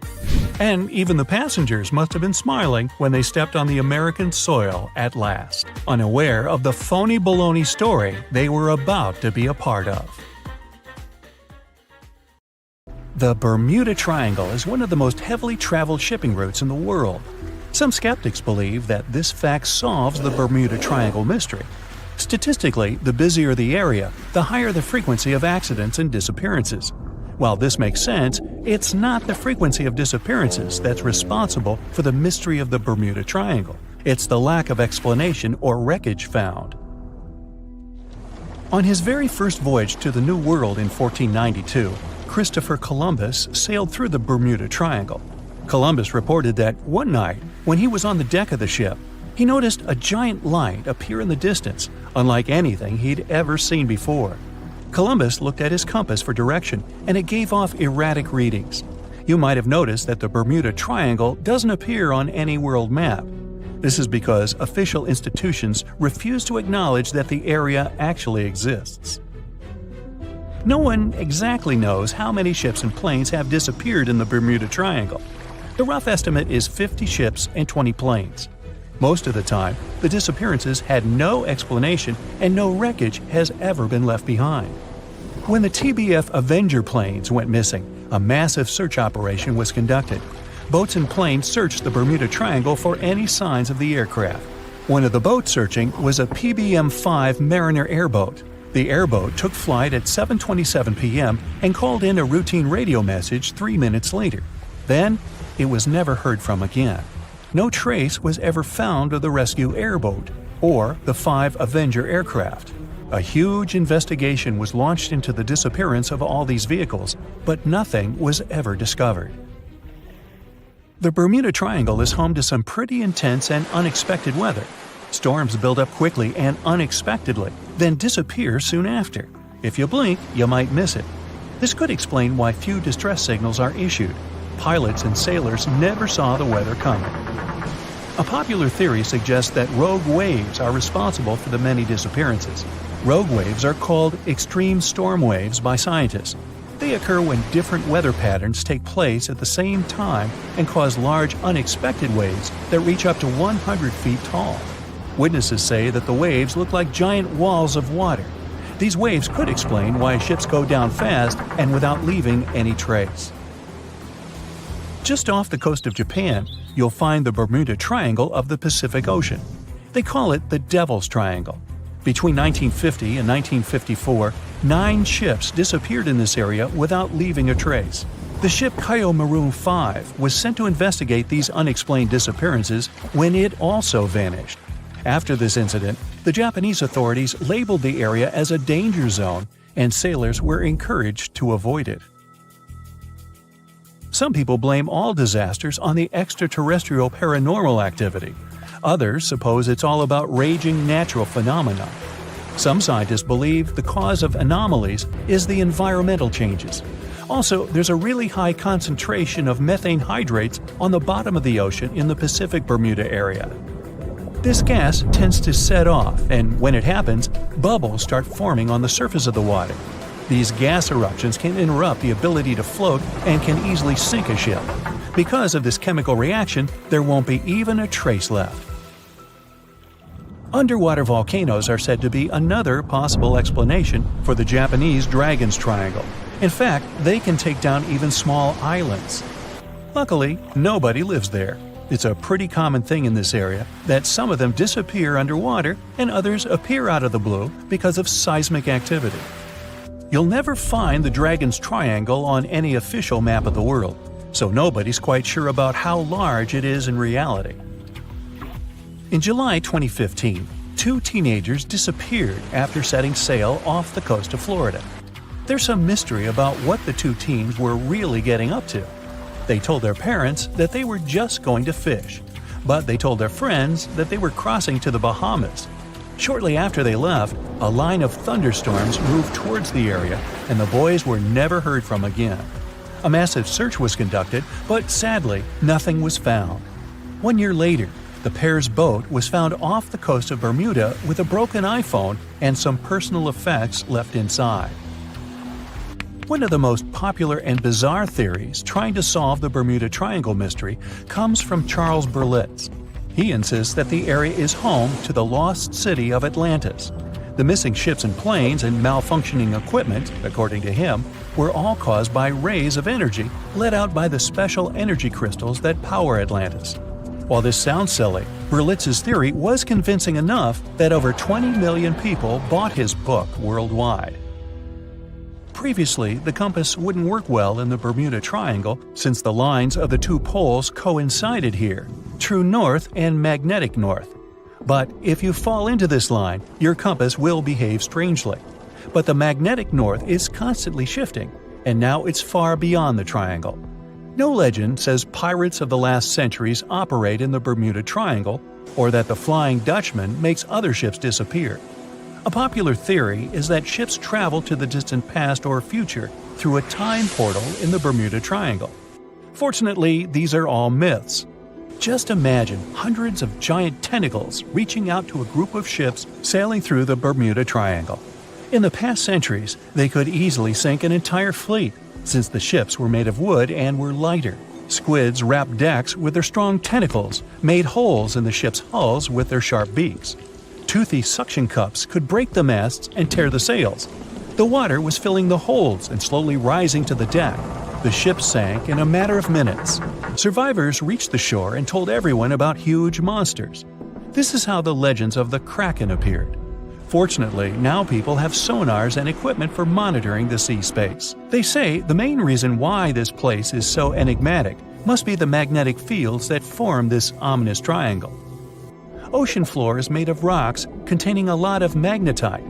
It's more like iron. Magnetic fields react to the high concentration of magnetite on the ocean floor, which may start a sort of conflict between the two. It can often lead to various weather anomalies and, as a result, navigation issues. And naturally, any changes in the ocean floor or the Earth's magnetic fields influence the Bermuda Triangle a lot. Magnetic fields tend to shift their position, so do tectonic plates and even the continents, even though we never notice it. The skies are usually very clear there, but back in 1883, some people witnessed abnormal things in the area. Some claim to have seen large blocks of ice falling from the skies, and the crew even managed to save one as hard proof. Seems like the Bermuda Triangle has an alternate not only on Earth, but even in space. Spacecraft usually don't disappear into thin air though, like there's no air. This anomalous area is really large and stretches right above the South Atlantic. It occupies the area from Chile to Zimbabwe and sits right at the point where Van Allen radiation belts are the closest to the surface of our planet. The Earth has two such belts, which come in handy trapping the particles that shoot in from the sun. They do a great job protecting the Earth from radiation. The magnetic field there is lower, so it allows the Earth's radiation belt to come closer to the surface. Whenever a satellite passes by, it will be exposed to radiation, which might lead to serious damage. So, no satellite can take pictures of it. The South Atlantic anomaly is part of the Earth where natural radiation just flows out of control. Still, there is little evidence that all these triangles are really dangerous. Many believe the Bermuda Triangle itself has been proven time and again to be nothing but a work of fiction. In fact, some shipwrecks, such as the Ellen Austin, gained popularity in the middle of the 20th century, while nobody even thought of drawing a triangle in the Bermuda area before that. The mystery was popularized by science fiction writers and became a common myth, while no serious research proved it any more dangerous than other parts of the world's ocean. So, the crew of the Ellen Austin back in 1881 weren't even aware of the Bermuda Triangle back then, let alone afraid of it. What do you think?